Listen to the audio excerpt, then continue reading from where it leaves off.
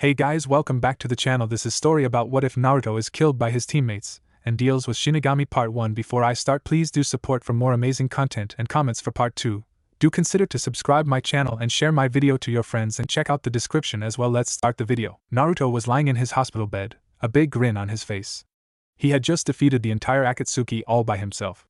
The rest of the village were beginning to like and trust him. The council, on the other hand, was still as arrogant as ever. They denied him the position of Hokage and denied him the rights to marriage in the Fire Nation, and if he got married in other lands and then returned to the village, he would be rejected and thrown out of the village by law. This made Naruto extremely sad. After all he had done for this village, they still didn't see him as a person. They still couldn't see that he wasn't a demon but a young man. He perked up though as he remembered the villagers, how they praised him when he returned, how they thanked him and apologized for all their mistakes and mistreatment that they brought upon him. Naruto was happy that they didn't shun him or try to attack him. When he returned, he wouldn't be able to defend himself because he had broken both of his arms after he unleashed Rasen Shuriken after Rasen Shuriken on the Akatsuki members. Naruto was also extremely happy because Cheyenne, the girl he had impregnated so she could continue the line of the priestess, was also close to giving birth, 9 months in. He had learned to love her, although she always loved him, ever since he stuck up for her and never gave up on her, proving that fate wasn't always destined, and that anyone could change their fate. Naruto also had a spot in his heart for other women, the girls he had loved for a long time. They meant everything to him. They all wanted to marry him and live together, but the council wouldn't allow it. He promised that after this was all over he would give a big talk to the other girls and tell them how he felt about each one of them. After all, he had Cheyenne's blessing to do so. As he was contemplating all this, he heard the door open slightly. A girl with pink hair and green eyes entered the room. It was his friend and teammate Sakura Haruno. Naruto smiled a friendly smile at his old-time schoolyard crush. She smiled gently back. "Hello Naruto-kun," she smiled. "Always getting put in hospitals these days, I see?" Sakura said quietly. Naruto didn't like the way she was approaching him, too much like a predator sneaks up on its prey. "Sakura-chan?" Naruto questionably asked, but before he could ask anything else, Sakura lunged at him. He felt a sharp object enter his neck. Naruto winced at the sudden pain he felt. Sakura got close to his left ear as everything started to go black. "I'm sorry I have to do this, Naruto-kun. It's what Sasuke-kun wanted," Sakura said sadly as she pulled away to see his hurt face. Naruto stared at her, as if not believing what's going on. "Why? Sakura-chan?" Naruto asked quietly as his eyelids grew heavier and heavier until they shut, and the eternal abyss of darkness greeted him with open arms. Sakura had a look of utter guilt on her face, but she didn't care so long as she was with Sasuke. She chirped up on a happier tone as she thought of all the things she could do with him now. She giggled perversely at the thought. Naruto opened his eyes slowly. He still felt weak from what was injected into him, his broken arms by his sides limply. As feeling returned to his body, he felt a slight restriction of his throat. As his eyes cleared and the haze was swept away, he could make out the figure of his ex-friend Sasuke Uchiha. Naruto's face contorted in anger. "Why am I here, team? What are you planning to do?" Naruto asked angrily. Sasuke smirked at his rival. Today would be a day to remember. Sasuke looked down to see all the people who had gathered. The villagers were shouting their rage up to the top of the hospital. Sasuke sneered again. "Villagers of Konoha, I am going to free you of this demon. You will no longer have to coexist with this filth." Sasuke shouted out as the crowd roared with anger. The villagers were not happy that their hero was being treated so badly. The villagers shouted their protests to the runaway Uchiha, but their cries for him to stop fell upon deaf ears. "And I will not allow his demon spawn to be born either," Sasuke shouted as Sakura picked up a tied-up pale-eyed, pale yellow-haired woman Cheyenne, and dangled her body over the edge, hanging by her throat much like Naruto. Naruto looked on in shocked horror. "No! Please, you can do anything you want to me, just please don't kill her. I will do anything you want, just let her and the baby live." Naruto shouted out as he started to panic. He started hyperventilating and going a ghostly white pale. Sasuke sneered once again at the weak acts of his rival. "Begging for another's life? How weak! I once thought of you as a great rival. Now you're just a begging simpleton." Sasuke smirked as he watched Naruto's tears fall. Sakura was feeling a deep emptiness in her stomach. It was regret, it was guilt, but it was suddenly replaced with the joy of the Uchiha. The shallow pink-haired harpy showed no more thought to the matter. Naruto let more tears fall. "Please! Let her live. She hasn't done anything. It's me you want!" Naruto shouted out, absolutely terrified. Sasuke smirked and gave Naruto an evil laugh. Sakura smirked as well. Naruto's heart was beating inside of him like a drill. Naruto had never been so scared in his life. He had absolutely no power over the situation. He was weak from the drug, so he couldn't move his legs. His arms were broken. His, Cheyenne's and their baby's life were in the hands of his 2 ex-teammates and former friends. Naruto saw Sakura blush while looking at the deranged psychotic traitor that held him by his throat. It sickened Naruto to see this reaction from his former friend. "Ha! The dobe is begging at my feet. What a sight!" Sasuke shouted out with malice. Both Sasuke and Sakura laughed at the teary face of their old teammate. Sasuke brought out his chakra-enhanced Chidori blade. Naruto's heart stopped for a second. With this, I will end both the demons and his whore's life. Along with their disgusting demon spawn, Sasuke viciously yelled out with venom lingering to every word. Hokage Tower, Tsunade's office. Tsunade was sitting at her desk with a giant headache. The reason behind the headache was because a lot of girls were all clamoring to bash the council's skulls together. The reason behind why is because after Naruto learned to become a Toad Sage, he was officially denied the rank of Hokage, and denied to be married in Konoha. The girls were furious. Hinata, Ino, Tenten, Temari, Isaribi, Kurenai, Shizen and Enko were all in the office. They were the furious girls. And so the complaints carried on. This is so not right. He's a hero and the council looks at him like he's a damn weapon. We know he's not the Kyuubi, and we know he's not a monster. He's a kind, caring, sweet, lovable, attractive, responsible, strong, and he's the nicest guy any of us have ever met. He always puts people above himself. He would put his life on the line just to protect a stranger. He's the most purest soul I have ever met, and he deserves better than this. Ino shouted out in unrivaled rage. All the girls with her nodded in agreement, and contributed their own 2 cents into the conversation. Listen! I can't do any, Tsunade said, but was interrupted by the loudest horror-filled scream they had ever heard. It shook them all to the bone. Ah! Came the cries of a male voice that sounded very familiar to someone they all knew and loved, but the scream was unlike anything they had ever heard from him. The cries came from the hospital roof. All the girls in the room hurried over to the window and gasped or yelped in shock horror at what they saw. Naruto was dangling over the hospital roof with Sasuke holding his neck. The truly horrifying thing they saw was that Sasuke had his other hand that was holding a blade lunge into Cheyenne's 9-month pregnant womb, thus instantly killing the baby. The girls spent no time staying still. They all rushed to the scene as fast as their legs could carry them. Naruto cried out in unrivaled sorrow. Cheyenne was wincing at the pain but crying heavily at the loss. She could feel that her baby was hurt during that blow. It was a motherly thing.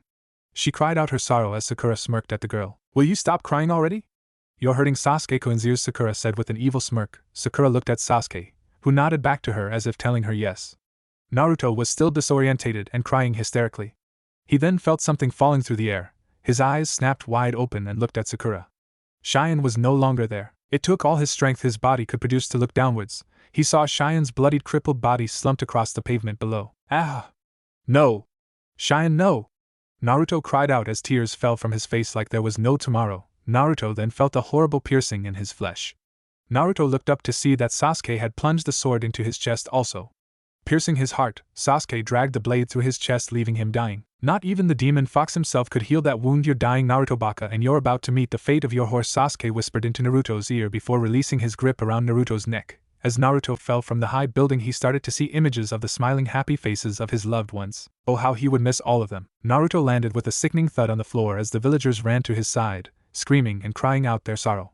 Hinata, Ino, Tenten, Temari, Kurenai, Enko, Tsunade, Shizen and Isaribi ran to his side with tears flowing down their faces. Ino and Tsunade tried their best to heal their love, giving him only precious seconds of time to talk to them all. Girls, I have something I need to say, Naruto said weakly as all the girls inched nearer so they could listen to what he needed to say. All girls had tears flowing from them but denied themselves the need to cry. They needed to listen to what he had to say. I'm sorry I couldn't keep up with my promises, Naruto said weakly. All the girls were crying heavily as they got as near as they could to Naruto to hear his final words. Blood started to leak from his eyes, nose, ears and mouth. I love you all! Naruto shouted as his body jerked then went limp. Life left his eyes as they slowly shut. The girls couldn't keep it in any longer as they screamed to the heavens for all to hear their sorrow. Naruto!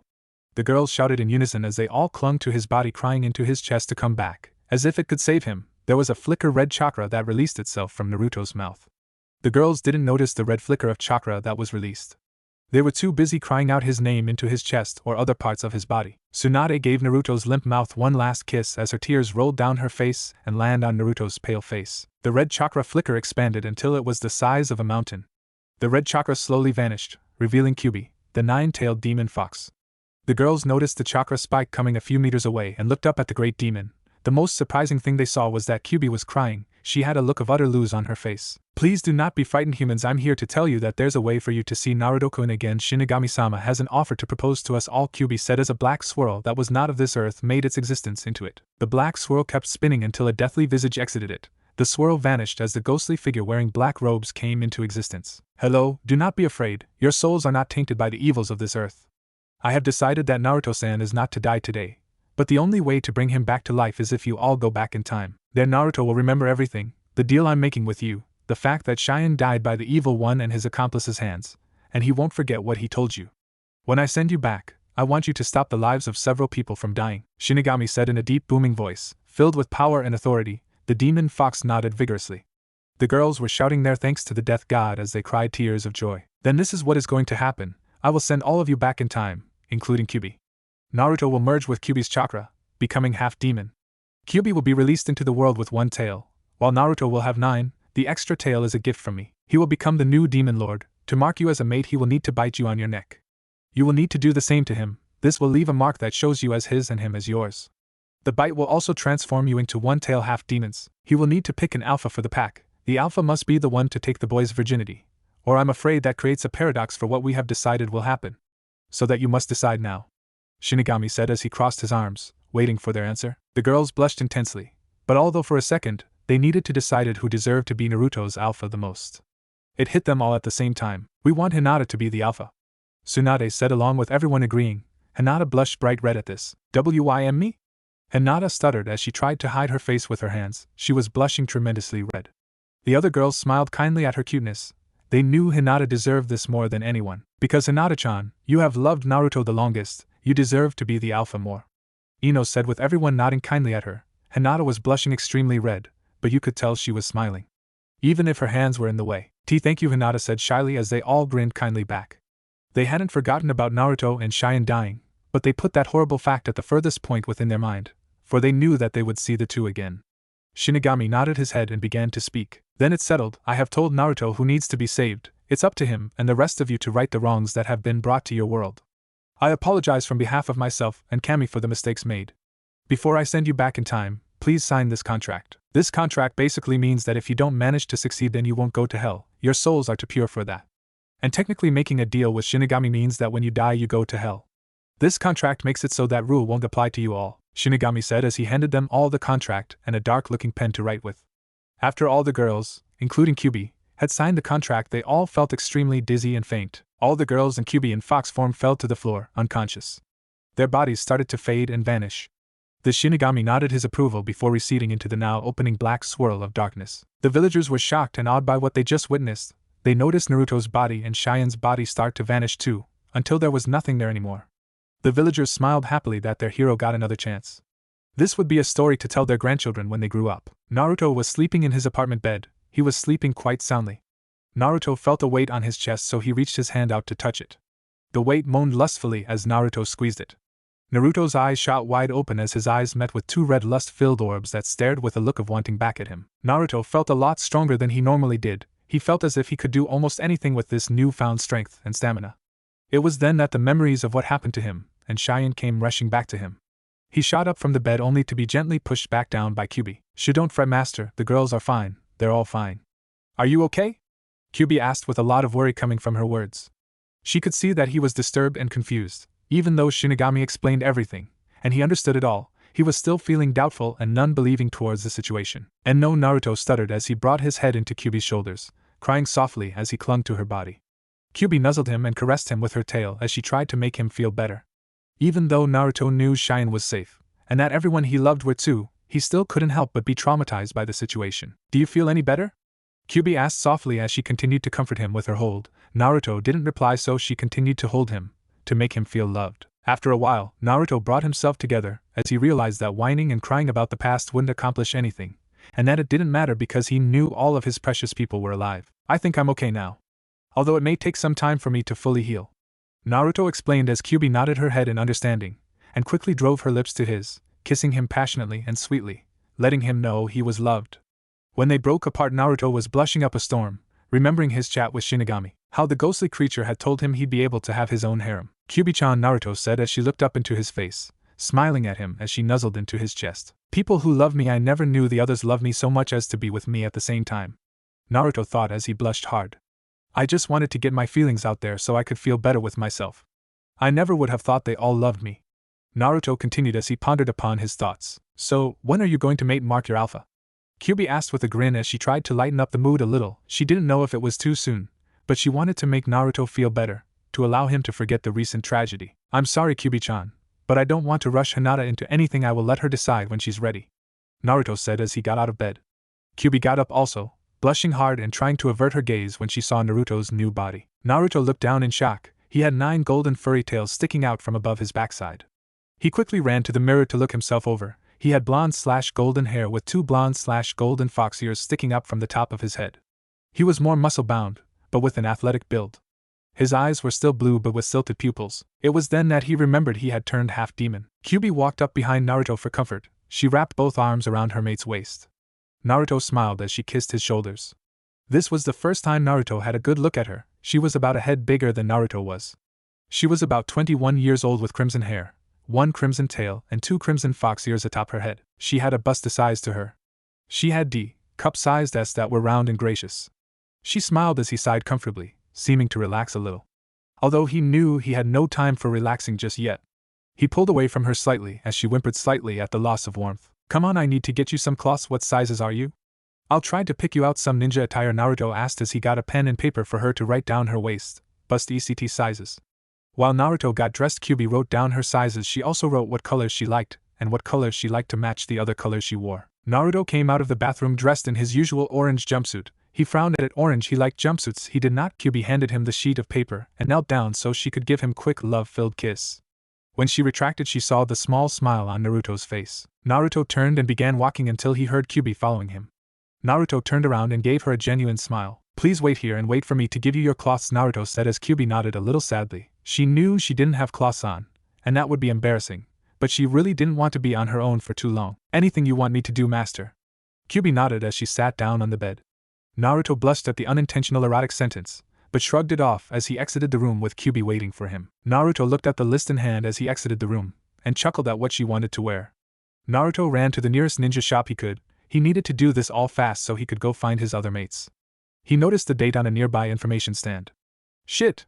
It's team signing day tomorrow," Naruto exclaimed as he ran with unrivaled speed that not even Guy could match. "Well, at least we all still have our strengths and knowledge from before we came here. That means that I have another 7 years to become even stronger," Naruto thought as he got even faster, becoming that of a blur to all onlookers. Hyuga compound, Hinata's room. Hinata had just woken up. She had tears rolling down her face. She needed to see her Naruto-kun.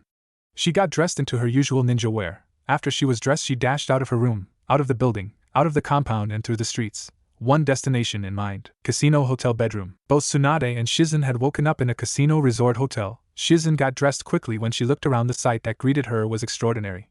Tsunade was an 18-year-old. She had the same bust size, but she defiantly looked younger. Shizen gasped at her master's appearance. Tsunade felt the change in both her age and her looks. She started to shake, not believing what's happening. She then burst out into tears of joy. This meant that she could have children with the man she loved. Shizen was by her side in an instant, stroking her hair and whispering sweet nothings into her ear. Tsunade was laughing with joy, as tears still continued to fall from her eyes. She couldn't remember being this happy ever. The two decided to pay their rent and rush back to Konoha, needing to see their man once again. Yamanaka flower shop, Ino's bedroom. Ino had just woken up also. She got dressed into her usual ninja uniform and rushed out of her house, crying silent tears of joy that the man she loved would be alive once more. She ran down the streets of Konoha. She ran to the one place her heart would reside. Konoha, weapon shop, Tenten's room. Tenten had woken up in a sweat. She had a really bad nightmare. She dreamt that Naruto died again and that they couldn't help him again. Realizing that it was just a dream and that Naruto was still alive, she shot out of bed, got dressed and ran out of her house. She ran and ran. She was so happy that she got to see her man again. Konoha, Kurenai's house. Kurenai awoke in her bed. She felt her face and realized that she was in her younger form. She dashed out of her house and ran for all she was worth towards the only man that she would ever allow to be with herself. She ran to her love, she ran to her man, she ran to her sanctuary. Konoha, Anko's house. Anko awoke in her bed. She remembered all that had happened in her future timeline and she ran towards the house of the one man who ever treated her like she was more than the snake whore, the man that treated her fairly, the man who risked his life and almost lost it in protecting her. She ran with happy tears streaming down her face. She needed to hold her love once more. She needed to feel his embrace. Suna, Temari's house. Temari woke up crying tears of sadness for what happened to her love. They were quickly replaced by tears of joy as she remembered he was alive and sent back. She quickly got dressed, got her fan and ran outside. She jumped on her fan. As she was on her fan, she used a quick jutsu to make the fan glide through the air at a fast speed. She was heading for Konoha. She was heading for the one who held her heart, the one who, if died, she would die with him. Demon Country, Priestess's quarters. Cheyenne woke up groggily, her head pounding. It was then that she snapped wide awake. She got dressed into her priestess's robes and ran for the door. She got one of her men to drive a carriage to Konoha. She would be in the man she loves arms in 3 days. She touched her stomach where her baby used to be. She cried out in sorrow and despair as she remembered how much she had wanted Naruto's baby. She promised that when she got to Konoha she would jump him and make him give her the baby once more. She wanted the baby so badly to be able to make love with Naruto, and produce something as proof to that love was all the incentive she needed. She would have a child with Naruto, raise it and love it with all her heart. Village hidden in the sea, outside house on the beach. Isaribi awoke in her small humble shack. She knew that Naruto was alive, and so she hurried back to Konoha so that she could be with her man. She got dressed first, and then set out to go find her love. She knew which way Konoha was, so she just swam there. The transformation didn't happen because Tsunade got rid of it a few weeks after she arrived in Konoha. She started to swim towards the mainland that holds the Hidden Leaf Village in all its glory. Konoha, Market District. Naruto was walking down the Market District. He had just brought his mate, Kyubi-chan, a nice red ninja suit. The shirt was quite small for her, but she insisted. The shirt was black and revealed a lot of her bust size. Her overcoat was a trench coat that was black with crimson flames. He had gotten her black ANBU pants with black shinobi sandals. Naruto sighed before running back to his apartment. Konoha, Naruto's apartment. Naruto was walking towards his apartment door. He reached out and turned the doorknob. Naruto was outside his apartment door. He held out his hand to twist the doorknob. Naruto entered his small apartment only to find it full of the woman he admired. All the girls in the room spun around so fast it made their heads spin. They all had tears flowing down their faces with looks of sadness and defeat. Naruto was about to say something, but he never got the chance. He was charged and embraced by all the girls that were in the room. They were crying into different parts of his body. And Naruto-kun, Hinata said as she tearfully looked up from his chest and into his eyes. Naruto embraced her back, letting a few of his own tears fall. And my baby, as she's dead. Naruto wailed into Hinata's chest. The girls started crying even harder with that statement. They couldn't imagine what pain Naruto could be in right now. They held onto the man they loved so much tighter and tighter. They wouldn't allow him to feel the sorrows of the life he had to live anymore. Don't worry, Naruto-kun, she's safe now. She's back with us. You have the chance to have the baby with her all over again, Hinata said kindly as she wiped away Naruto's tears. Naruto nodded and smiled a weak smile. He couldn't help himself. He had to feel warmth again. He had to feel that someone was there for him, so he quickly embraced Hinata once again and held to her tightly as he rested his head in her chest. He shacked slightly every now and then. Hinata couldn't help but blush at where his head was positioned. She couldn't help but press his head into her more. She let out a quiet moan that made Naruto's face go red. The other girls smirked at this. They decided they wanted their fair share of groping. The group started to caress a body part that belonged to Naruto as he let out moans of pleasure. Before anyone could start to grope his prized possession, he decided to stop them all. Girls, wait, I was told by Shinigami-sama that my first time has to be with Hinata-chan because she is supposed to be the alpha of the group. He says if I don't have my first time with Hinata-chan then the deal we made with him is void and that we will all die. Naruto reasoned with them. They all had sad looks on their faces as they buried their faces into a part of his body. Naruto smiled at their cuteness. Naruto decided to get up. He noticed that not everyone was here. Hinata, Tenten, Ino, Kyubi, Enko and Kurenai were here, but Cheyenne, Isaribi, Temari, Tsunade and Shizen weren't. He understood that they would live quite a long way away from Konoha, so he decided to wait patiently. The girls got off of Naruto reluctantly. It was then that they saw the fox ears and foxtails. Kawaii!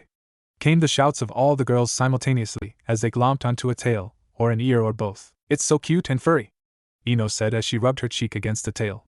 As they started to pull and stroke, Naruto began to growl. They looked confused at first, but after looking at his face it was a mix of both pleasure and pain.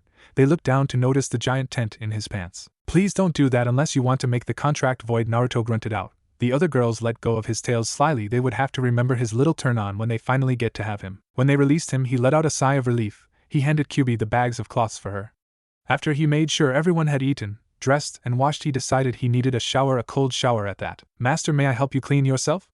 Kyubi asked seductively with a feral grin on her face. Naruto gulped at the feral, lustful looks he was receiving from his female companions. I'm sorry, I don't think I could trust myself to be in a shower with any of you yet naked. I don't think I could control myself to behave, Naruto said with a bright blush.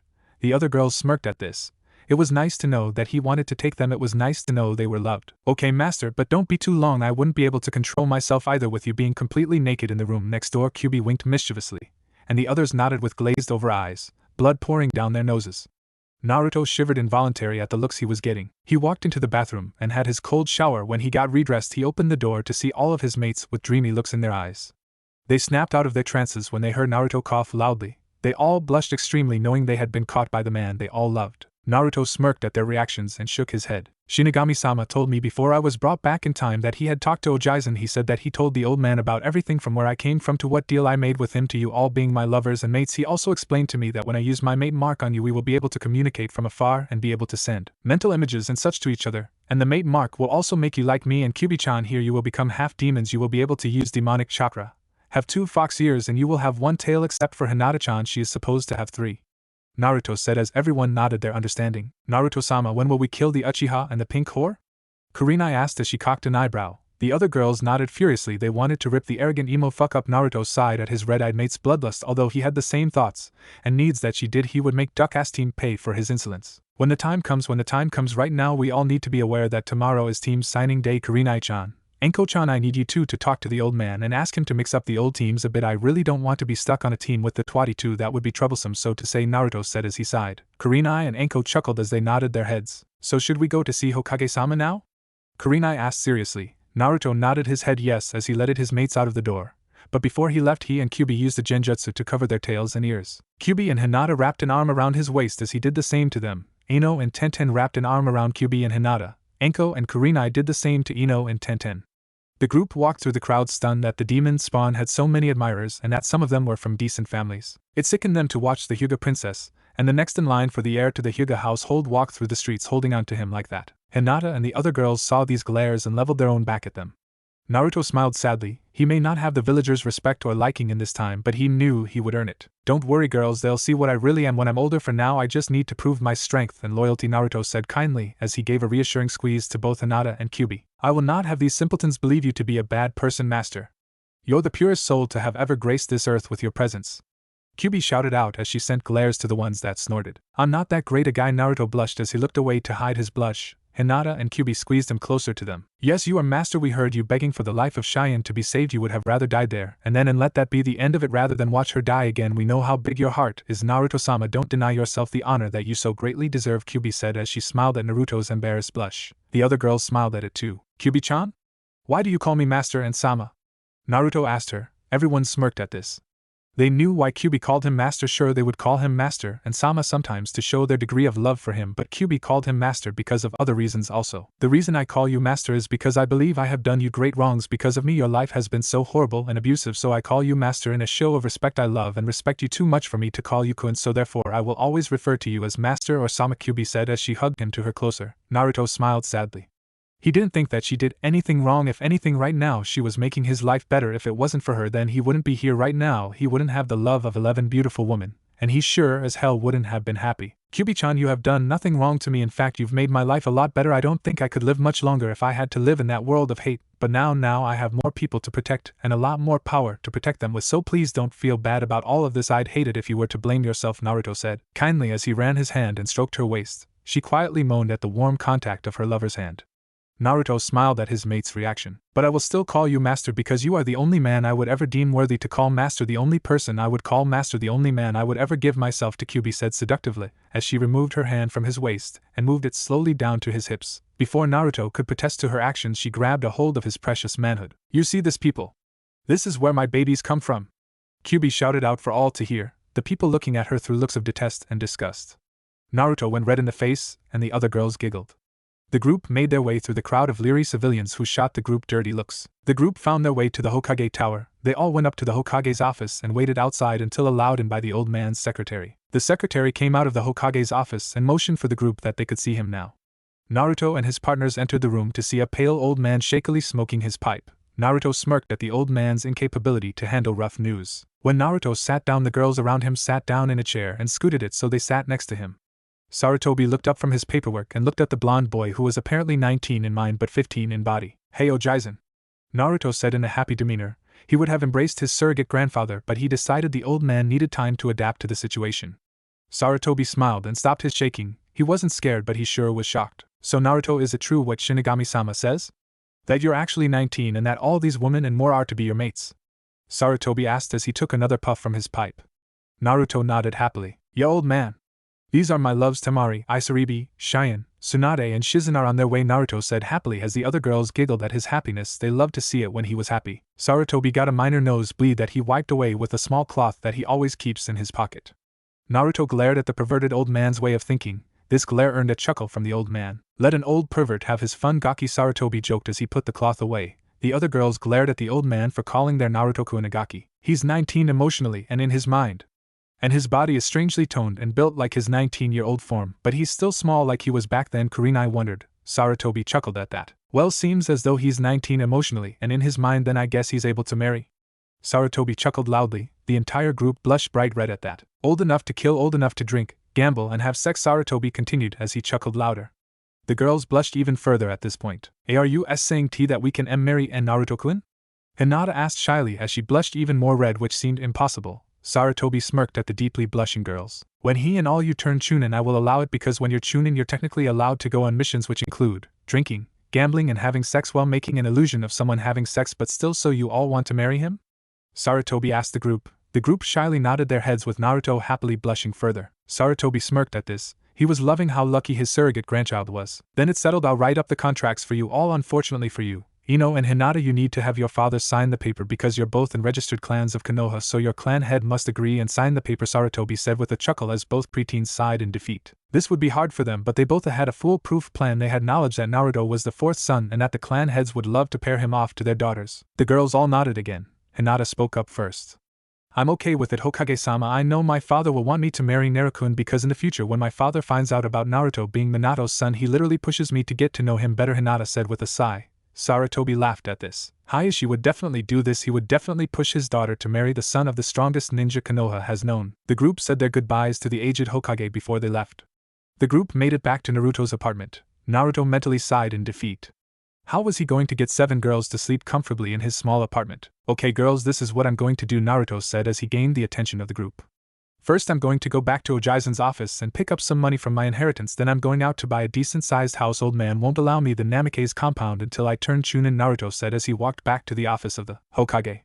The other girls frowned. They didn't want him spending and wasting money on them. They were fine with sleeping on the floor of the apartment. You don't have to buy a house, Naruto-kun, Tenten said with the others voicing their agreement. Naruto smiled at the group. Don't worry, in the future I spent that fortune like there was no tomorrow, and I still didn't even take a 1/10 of a percentage of the money. Trust me, go get your stuff ready, and I'll come pick you all up. I know you'll all like the house I'm planning to buy, Naruto said as he smiled and started to jog to the Hokage tower, waving his hand behind him. The girls smiled kindly at the man they were falling deeper and deeper in love with. He's so generous and kind.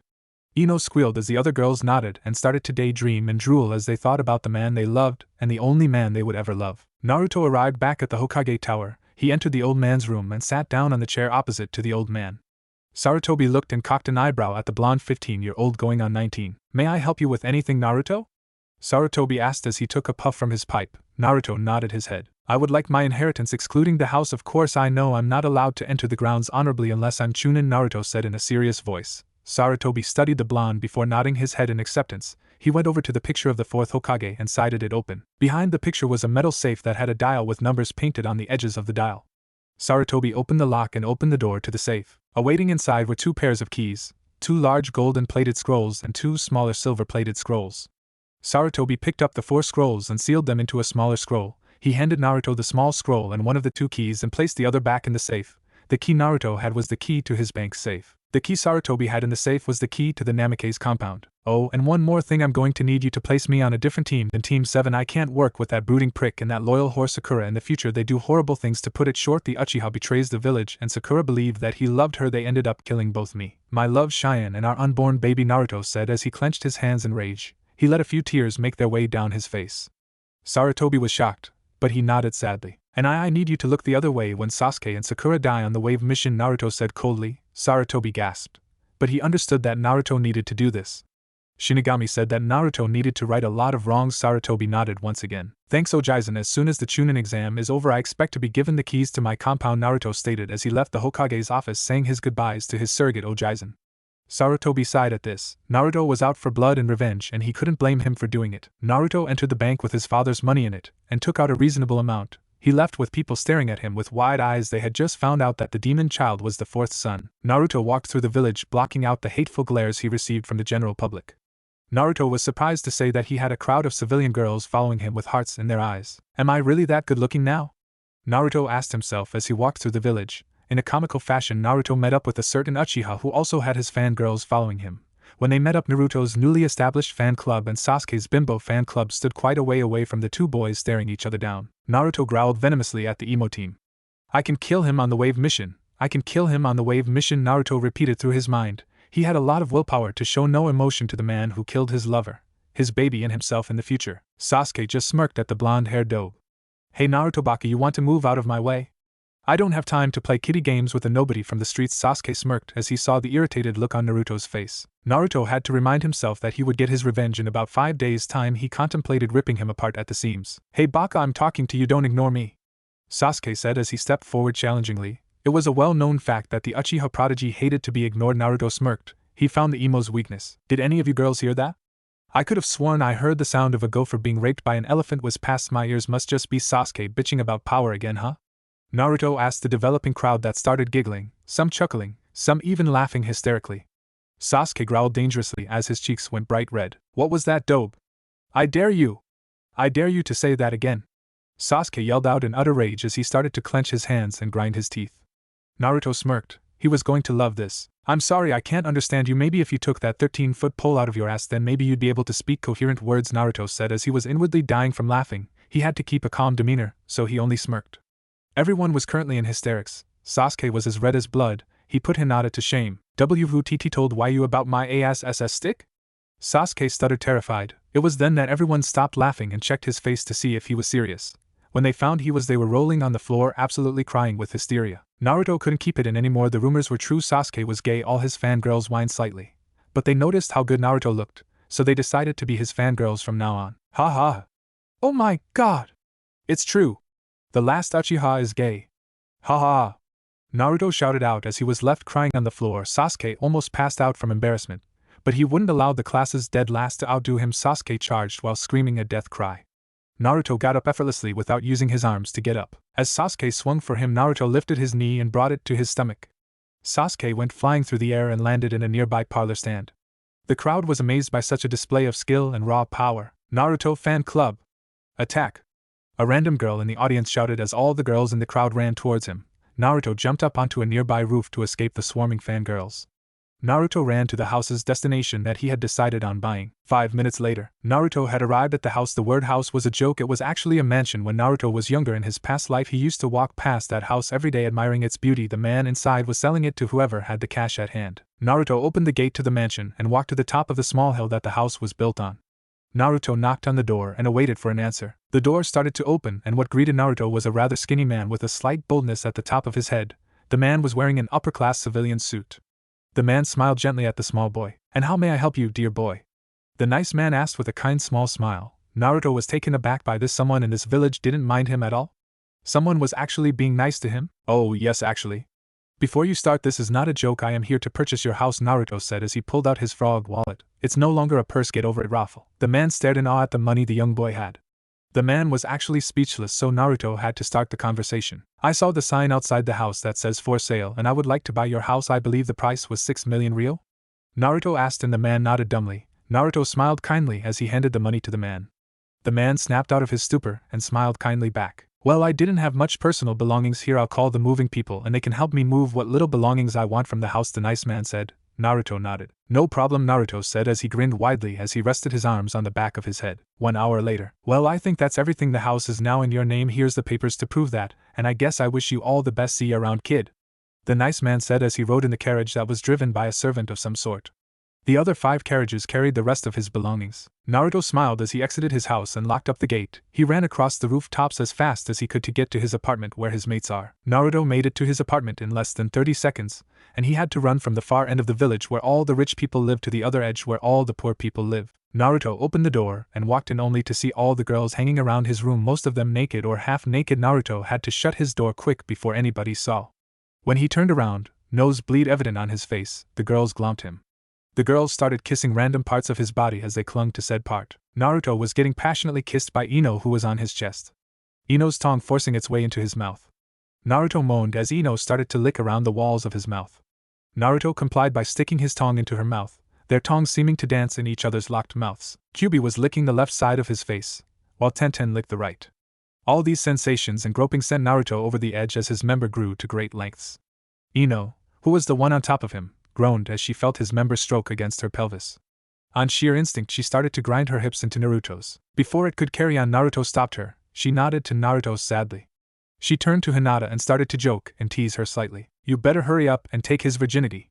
I can't wait another second. I need him inside of me. Ino groaned as the rest of the girls got off of Naruto. Hinata giggled at Ino's playful tease, Hinata promised herself that after all the craziness died down, and after Naruto had completed his mission to wave, that she would ride him till his juices were all gone and dried up. "Come on girls, I brought a house for us all to stay in," Naruto said happily as he gathered all of his stuff. The girls nodded happily as they grabbed Naruto's waist or a waist of another girl and began to walk to their new house. When they all arrived at the house, the girls had their jaws on the floor. Naruto smiled at their shocked expressions. He had to start moving again for them to move with him. Naruto opened the gates to the mansion. He and the girls made their way slowly and leisurely up the hill to the mansion. Naruto opened the doors to the mansion, revealing solid marble floors. The staircase itself was solid marble and looked perfect. To his left was the living area with the 65-inch HD-ready TV. A nice pearl white sofa that went in a straight line and then turned at a 90-degree angle. The flooring for the living room was a royal red rug that felt pleasant to the feet. To the left of the main hall was the kitchen area. It appeared to be big enough for 10 chefs to simultaneously work with ease and comfort of space. The kitchen's cutlery and appliances were the best money could buy. Naruto led them speechlessly through the living area. Through the living area was another area of living space that had a massive dining table and many chairs going up and down the great table. It was clearly the dining room. Out back they could see two other buildings. One they figured to be an indoor bathhouse, and the other to be the dojo. Out in the garden they could see a lake that also belonged to the house. A nice clean white boat was on the docks. Out in the back were many fruit trees and bushes. To the far left was a small pond that was filled with koi fish and other pond life. Naruto and the girls went upstairs to see that there was about 20 bedrooms, one being the master bedroom. The girls blushed at the thought of sleeping with Naruto. The big bed in the master bedroom was about as wide as 4 king-sized beds and as long as 5. "Well, I'm going to bed," Naruto said as he turned around and went downstairs. The girls were confused with this. "But Naruto-kun, the master bedroom is up here," Hinata said as the other girls nodded. Naruto turned around and smiled a small smile. "I'm sorry, but I don't trust myself to sleep in the same bed as any of you yet, especially since I saw you all naked. In fact, I think I'm going to take a cold shower before I go to bed," Naruto said as he turned around and entered the large bathroom that had a shower/bath/jacuzzi in it. "Don't leave that big thing in the dark too long," Naruto-kun. Enko smirked. The other girls grinned devilishly as he closed the door. He decided to lock it just for safety. After Naruto finished in the shower, he went downstairs to sleep on the sofa. He knew he could have slept in one of the other rooms, but there was the chance of one of the girls coming into his room and having their way with him while he slept.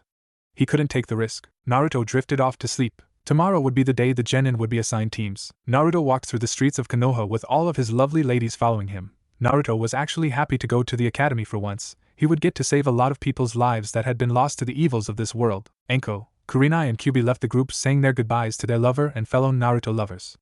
Tenten had to meet up with her team, so she had to leave too. She gave Naruto a quick kiss on the cheek and ran off. Naruto blushed and smiled at the contact. Ino and Hinata grabbed either side of his waist as they walked to the academy. Naruto hoped that he wasn't paired on the team with Sasuke and Sakura. "Where's Kyubi-chan going?" Naruto asked as he watched Kyubi go with Kurenai and Enko. "She's helping Kurenai-chan and Enko-chan with team pairings. When you get placed on a team, she will be your bodyguard. We and the other girls went back to the Hokage office after you left. We asked if we could be put on a special team where it will be you, 2 of us girls, and either Kurenai-chan or Enko-chan as your sensei. When the other girls arrive, the teams will be slightly changed," Hinata said as she nuzzled into the crook of his neck. Naruto smiled and kissed her on the top of her head. "I love you all, you know that?" Naruto asked as the 2 girls giggled. It was then that they noticed that they had made it to the academy. "Better get this over and done with, huh?" Naruto asked as they both nodded. They entered the academy with the other students giving annoyed, surprised looks at the blonde. He had 2 hot girls holding onto his waist. They felt confused as to why strong, cute kunoichis like them would want a dead last like Naruto. The girls gave glares to the ones they heard say something bad about the man they loved. The 3 entered the class and all talking stopped. The entire class looked to the front. Some of the girls had hearts in their eyes as they saw Naruto walk in. They had seen Naruto without that god-awful jacket on. To say they were surprised at how well-defined he was an understatement. Ino and Hinata started to glare at the girls, drooling as they looked at him. Naruto now had lost all baby fat that he once had. It was now all muscle. The 3 sat down quietly as to not direct too much attention to them, but Sasuke was having none of it. "Hey blonde baka, why are you here?" "Last I heard you failed," Sasuke said arrogantly. Naruto smirked. He had a perfect comeback. "Oh, didn't you hear Yaoi-team?" "I passed," Naruto said smugly as Sasuke blushed. All the girls in the room snickered at the nickname. Kiba and Choji were in hysterics at this. They had heard about Sasuke coming out of the closet. Shino, strangely, seemed to be forcing down a smile and doing a terrible job at it. Shikamaru, who had just woken up, mumbled a troublesome and nodded back off to sleep. Before Sasuke could retort back, Irika poofed into the room. "Now we all know why we're here, don't we? I'm going to be signing you all teams. There's been a slight change in some of the teams since yesterday, so here are your new groups," Irika said as he smiled up at Naruto, who smiled back. Iruka went through all the team until he got to Team 7. Team 7 will consist of Sasuke, Uchiha, Sakura, Haruno. Iruka didn't get to continue before there was a wooing being made by Sakura. "Oh yeah. Suck it bitches, he's mine," Sakura shouted out in glory. The other girls started to snicker before it turned into hysterics. Sakura was confused at this point. "You can have him. Didn't you hear? Sasuke is fairy boy," a random girl in the crowd said as laughter erupted. Sasuke blushed immensely and tried to hide his face under his desk. Sakura looked very confused. Fairy boy is a term used for gay people. It's an expression just like coming out of the closet. Hope that helped ya, tongue sticking out. As I was saying, Team 7 will consist of Sasuke, Uchiha, Sakura, Haruno, and Sai. He strangely has no last name, and your Jonin instructor will be Kakashi Hatake, Iruka said with Sai using a fake smile. Naruto almost laughed out loud upon seeing his ex-teammate. He remembered how annoying he was. Everyone in the room looked at Sai. He was quite strange to them. "Stop looking at my penis, it's not yours to look at," Sai said, I smiling. Everyone growled at this. Naruto broke out laughing, and so did Hinata and Ino. They remembered how Naruto told them how Sai used to be. Anyway, Team 8 will consist of Kiba Inuzuka, Shino Aburame, and Gensi Uzi. "OC, your Jonin instructor will be Kurina Yuhi," Iruka said as he pulled out a large ruler. He swung the ruler, and it bopped Shikamaru on the head. He awoke from his sleep with a startle. "Stop sleeping in my class," Iruka shouted out as his head suddenly grew 5 times its usual size with a vein above his right eye. Shikamaru sighed in defeat. It was too troublesome to say troublesome. Ironic? Sasuke stared at the stick Iruka was holding up and started to drool. He let an involuntary shiver go through him. Naruto saw this and broke out in hysterics again. Everyone else was confused but decided to ask later. Anyway, Team 9 is still in commission, so I'll skip to Team 10. Team 10 will consist of Shikamaru, Nara, Choji, Akimichi, and Amy Abizi. "OC, your Jonin instructor will be Asuma Saratobi," Iruka said as Shikamaru looked at his best friend and smiled. Choji smiled back at him. Team 11 will consist of Naruto, Uzumaki, Hinata, Hyuga, and Ino Yamanaka. "Your Jonin instructor will be Anko Mitarashi," Iruka said with a smile as he looked up to see his favorite pupil. Naruto smiled back as Hinata and Ino hugged him. Iruka was beyond surprised. Was Naruto dating both Ino and Hinata? The group sat and waited for their Jonin instructors to arrive. Naruto decided to have some fun. "Hey Shikamaru-san, you're smart. If Sasuke admits to being gay and the girls find out about this, then how many fangirls should he have left?" Naruto asked. Shikamaru smirked and decided to go along with his friend's little joke. "Just the one, Sakura Haruno," Shikamaru said as the other girls started giggling. Sakura just sent an irritated look to Shikamaru. "My Sasuke-kun is not gay," Sakura shouted out. Sasuke looked at her angrily before going back to brooding. Naruto nudged both Ino and Hinata. They looked at him as he started to imitate Sasuke in his stance. Naruto just sat there pretending to brood. The others laughed at his antics. At this moment, Anko was the first to arrive. She looked at Naruto and blushed. Naruto smiled back at her. Everyone besides the to-be Konoha 12 glared at him. He was on a team with 3 hot women while they had to live on a sausage fest team. Team 11 rounded the corner to the classroom before Anko grabbed Naruto's jacket and pushed him to the wall. Naruto didn't get chance to speak because Anko had knelt down slightly to bring him into a passionate kiss. After a minute, Anko had to let go before any of the other Jonin instructors arrive. If she was caught making out with a 15-year-old genin, it would have been the talk of the village. "As much as I would like to stay like that all day, we have things to do," Anko said with a smirk. Naruto nodded his head as he blushed. The group made their way to a tall building near the Hokage Tower. "Okay, I know everything about all of you and you know everything about me, and I know that you could easily pass any tests I throw at you, so instead of doing any tests we're going straight to C rank missions. I say C for now. We don't want to cause too much suspicion. We need to react realistic when it comes to strength level. Apparently there's a mission coming up. Saratobi-sama says it's said to be a C rank, but it's actually an A rank. He referred to it as wave mission. He said you'd understand, Naruto-kun, Anko said as Naruto nodded his head. "It's the mission I had in my past life with Team 7. The client hasn't got enough to pay for an A rank, so he lies and says it's a C rank. We encounter 2 guys that don't deserve to die. One name's Zabuza of the Bloody Mist, and the other is Haku. Haku was the person who helped me fulfill and complete my nindo to protect my precious people at all costs," Naruto said with a smile and a faraway look. The girls smiled back at this look. "So anyway, until this mission we are to train. Even if it's only D rank missions, we need to keep a believable strength level about us. You can go nuts as soon as the Chunin exams come. You don't have to act weak, just don't show anyone your full strength if you can help it," Anko said. The group nodded in agreement. 6 days later, Naruto's mansion. Midnight. Naruto lay asleep on the settee downstairs. That's the English word for coach for those who do not know. Laughing face. It was the night before he went on the mission to Wave. He had been told by Saratobi a few days ago that he would go on the Wave mission with his entire team. Kyubi and Team 7. Team 7 was going per request of Naruto, and the other girls. They wanted to slit the emo's throat and gouge out his eyes. Naruto was about to fall asleep when he felt a weight slowly lower onto his body. Naruto opened his eyes and his met sky blue orbs that were shaking slightly. Naruto was concerned now. "What's wrong, Ino-chan?" Naruto asked worriedly. Ino embraced him and sighed in contempt. Naruto was confused and was about to ask again when. Nothing is wrong, Naruto-kun. Us girls get kind of lonely when you're not with us, and tonight I couldn't stand it, so I came here to sleep with you, Ino said as she snuggled up to his chest. Naruto smiled and blushed at that. No problem, Ino-chan. I'm sorry that I haven't had much time to be with any of you at these times. I won't be able to spend much quality time with any of you. I still have a lot to do before I can relax with you all, Naruto said sadly. Ino smiled and got as close to Naruto as physically possible. She kissed his chest softly. Not a problem, Naruto-kun. I know you have things to do, as do us all. I know you will treat us all right. It's one of the many reasons I love you so much, Ino said as she shuffled up and kissed Naruto hard on the lips. Naruto blushed and kissed hard back. After a few minutes of tongue wrestling, Naruto decided to reluctantly end it. Good night, Inoheim, Naruto said softly. Good night, Narasama, Ino said softly as the two of them drifted off to sleep. Dreamscape. Naruto awoke in a weightless plane that seemed to stand still. The background was that of space. A dark spiral that was slowly getting bigger made its way into existence near where Naruto was floating. Naruto didn't panic because he had seen this happen before. It seems Shinigami-sama wishes to tell me something, Naruto thought as a ghostly figure made its way into the unknown plane that they were both in. Do not fear, Naruto-san, Shinigami said. I have brought you here for one purpose. Kami-chan and Yami-chan wish that you be blessed by my power. They wish for you to be my avatar, and they wish for you to have their blessings, making you half angel, half devil. Now don't get devils mixed up with demons. They are two very different beings. Demons are highly powerful beings created by the movers and shakers of the universe. Devils are the minions of Yami herself. Angels are the minions of Kami herself. Do you understand? Shinigami asked. Naruto was too shocked to answer. He just went extremely white in the skin. Anyway, as my avatar you will receive the power of fire. You may use my powers to bring justice to the evil ones. As Yami's and Kami's apprentice you will be able to control the power of darkness and light. Also as my avatar it will be entrusted to you that when you kill a person of great evils, then you send his soul to me. You will be given natural senses that allow you to tell if someone is good or bad. The eviler he is, then the higher the reward you get for giving me his soul, Shinigami said. Naruto slightly snapped out of his shock. What rewards? Naruto asked shakily. Shinigami smirked at this. Each dark soul has an amount of soul points. Each soul point will buy you an item that is on my list. Some are weapons, some are armors. I may even allow it if you have enough soul points to raise the dead for you. No strings attached, Shinigami said with a smirk. Naruto perked up at that. I could resurrect my family? Naruto asked hopefully. Shinigami nodded ghostly. Naruto had tears of joy making their way down his face. Not to mention the summons. You are the first avatar I have taken on in over 3 million years. As such I will give you your starter uniform. As you collect more souls you will be able to buy better armors and weapons that are only meant for a death god or his avatar. And as for your beginning summon, I guess I could teach you the undead horde. Summon, Shinigami said as he started to ponder. What does the undead horde do? Naruto asked, extremely curious. He was starting to get excited and giddy now. Depending on how much chakra you put into it, it will allow you to summon a horde of skeleton warriors. The more chakra you use, the more skeleton warriors will come to aid you. The skeleton boss summon is a giant, as big as a fully grown evergreen, Shinigami said as he almost chuckled at the gleam in Naruto's eye. Naruto was lost for words at how amazing it was. There are other summons too?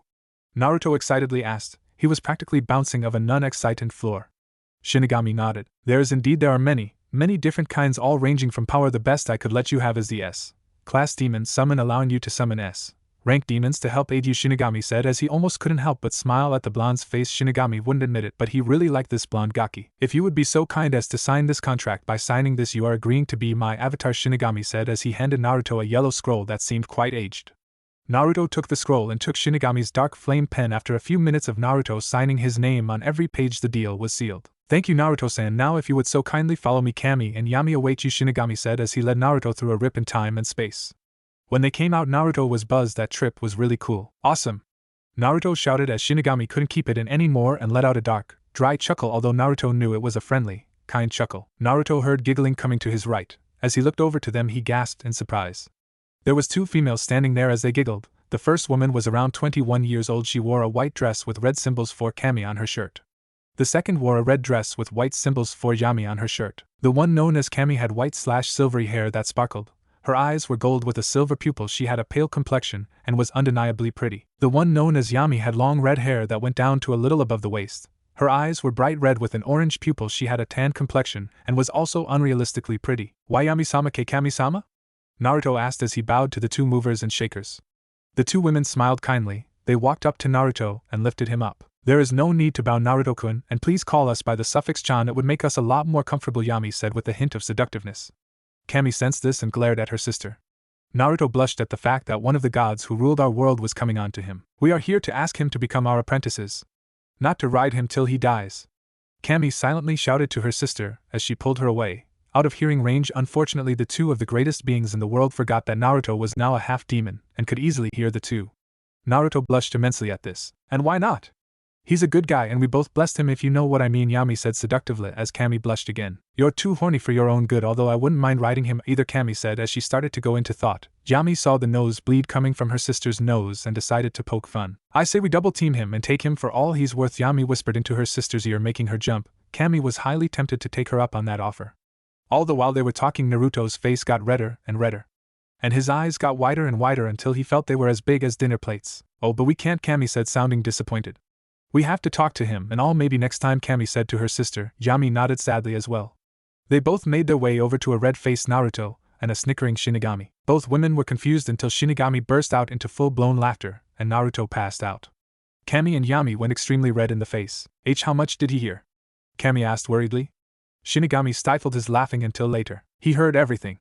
He's half demon, you know, Shinigami said as he went back into a laughing fit again.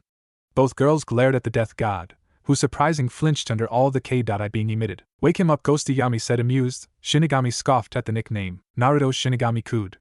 I have ramen here for you, he continued to coo. Naruto bolted up and started to rub his eyes. Where's ramen-chan? Naruto asked groggily. Both girls giggled at his antics. Shinigami smirked at his use of suffix for a food. Wake up, Baka, Shinigami stated amused. The girls stopped their giggling as Naruto got up. When Naruto saw the girls, he blushed and looked away. Yami and Cammy did the same thing.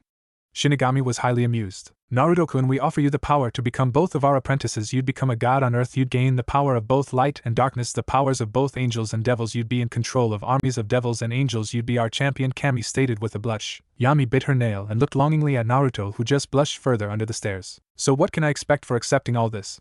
Naruto asked. Shinigami smirked and decided to get involved. Well, here are your gifts from me, Shinigami said as he pulled out a whip that was alight in flames.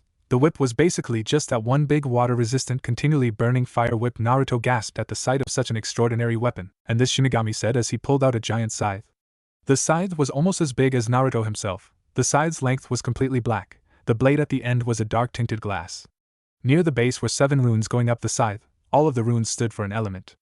Earth, fire, water, air, lighting, darkness, light. If you pumped chakra into the rune and then swung the scythe as you released the chakra, then the corresponding element would come out at the end of the blade. And now this will seal the deal properly, Shinigami said as he pulled a seal out of his jacket. The death god thrust the seal into Naruto's stomach as he applied chakra to the seal.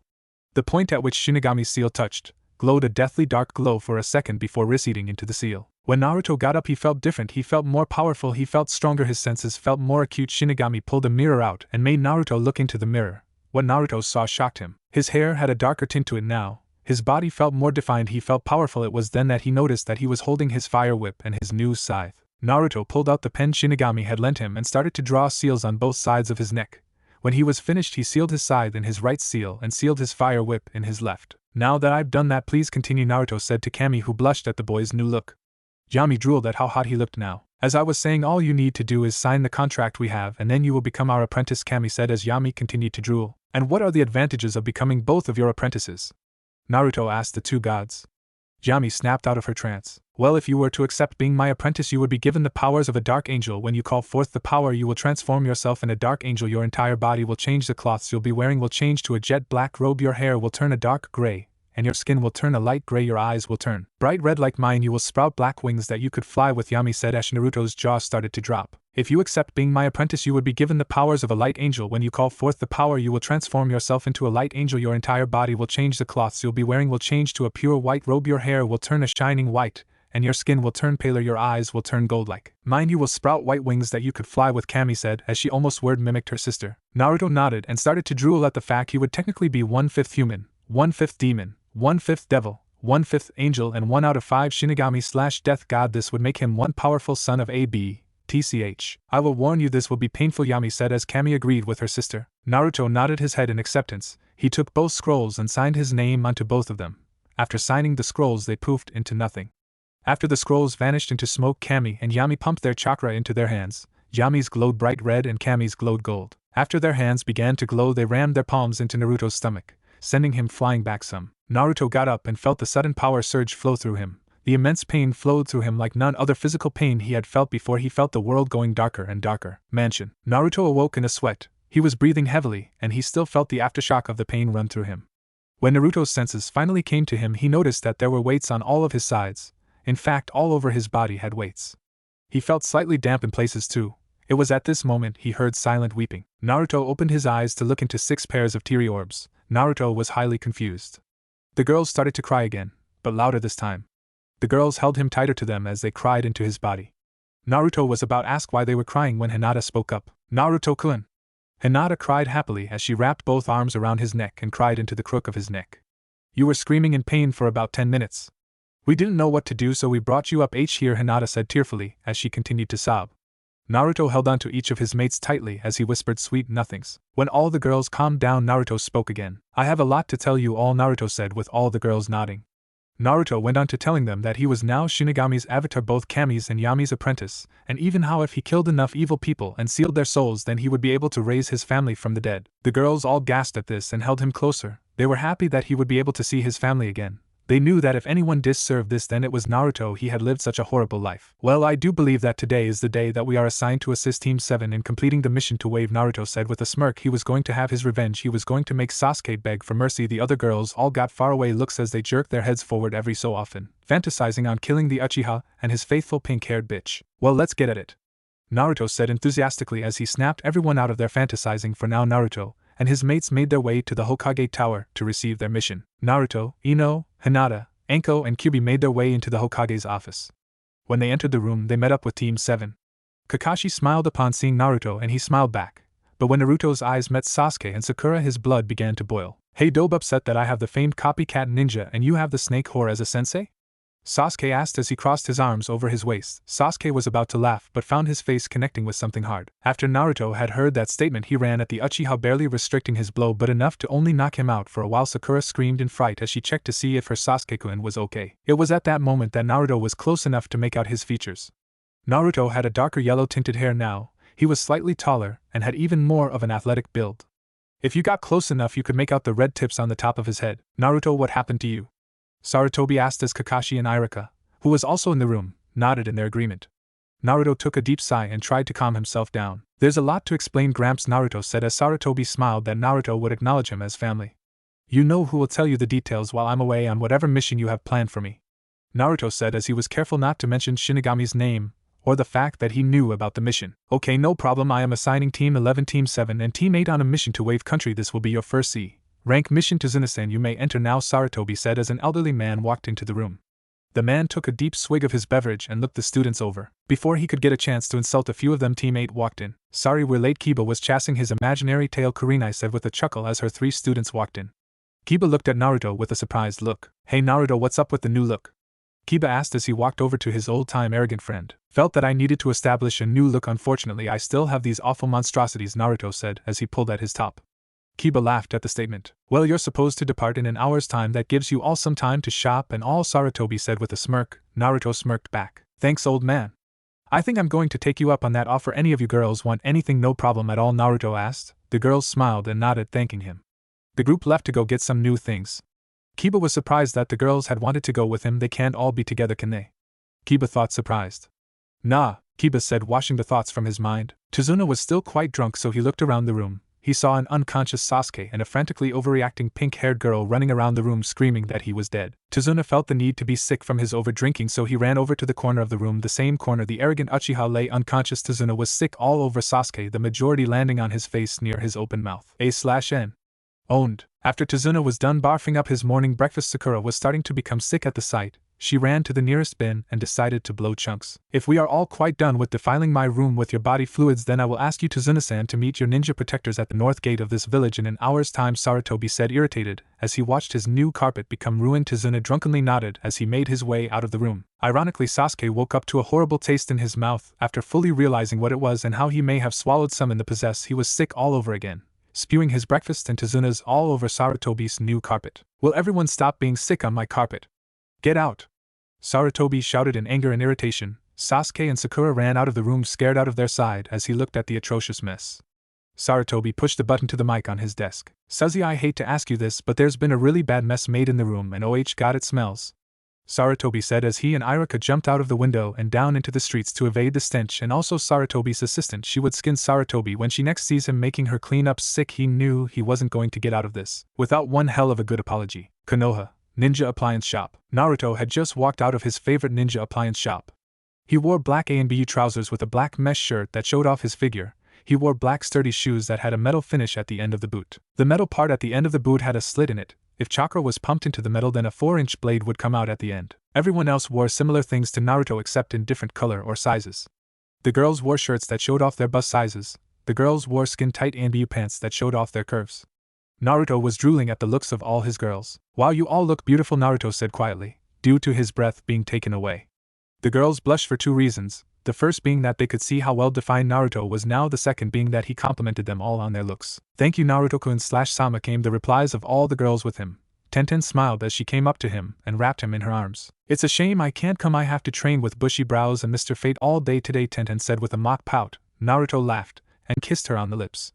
The other girls smiled at the display. "That's not a problem, Tenten-chan. I'll see you when I get back. If the girls arrive while I'm on my mission, show them to the mansion, please," Naruto asked. Tenten nodded and gave him a small peck before running off to her teammates. The group left the ninja appliance shop. After Naruto had paid the money, of course, they made their way to the bridge builder. "So Naruto-kun," Hinata said curiously. Naruto looked at her, so she continued. "What does this all mean now that you're Shinigami's avatar and both Yami-sama's and Kami-sama's apprentice?" She continued. Naruto smiled and answered her question. "Well, for one, I'm a lot more powerful now. I have more weapons, I have special abilities, and I was told earlier on today in my head that I will have 3 special eye tricks, one being Shinigami-sama's. His will allow me to see other souls, see if they're good or evil, and see their elemental affinities. It doesn't have much of an advantage during battle. More of a tool I can use for extracting souls," Naruto said, and the other girls nodded in awe. Naruto continued. "Kami-sama gave me an eye dojutsu. Also, it allows me to predict what my opponent is going to do next. It allows me to see into the distance, and it allows me to see chakra coils. This eye dojutsu is supposed to be meant for battle. I am able to see my opponent's whereabouts instantly. I can find him out, see his chakra levels, and see what he's going to do to me," Naruto continued. The girls were once again baffled by the power he now has. "And Yami-sama gave me another eye dojutsu. It allows me to read others' minds. I can connect with their minds if they are unconscious. It will also allow me to control demons and see through genjutsu," Naruto continued. The girls were even more astounded by the last part. "See control over demons?" Kyubi asked, slightly afraid. Naruto frowned at this. "You know I would never try to control you, don't you?" Naruto asked. Kyubi shot up at that. Kyubi felt bad for making Naruto think that she didn't trust him. "Of course.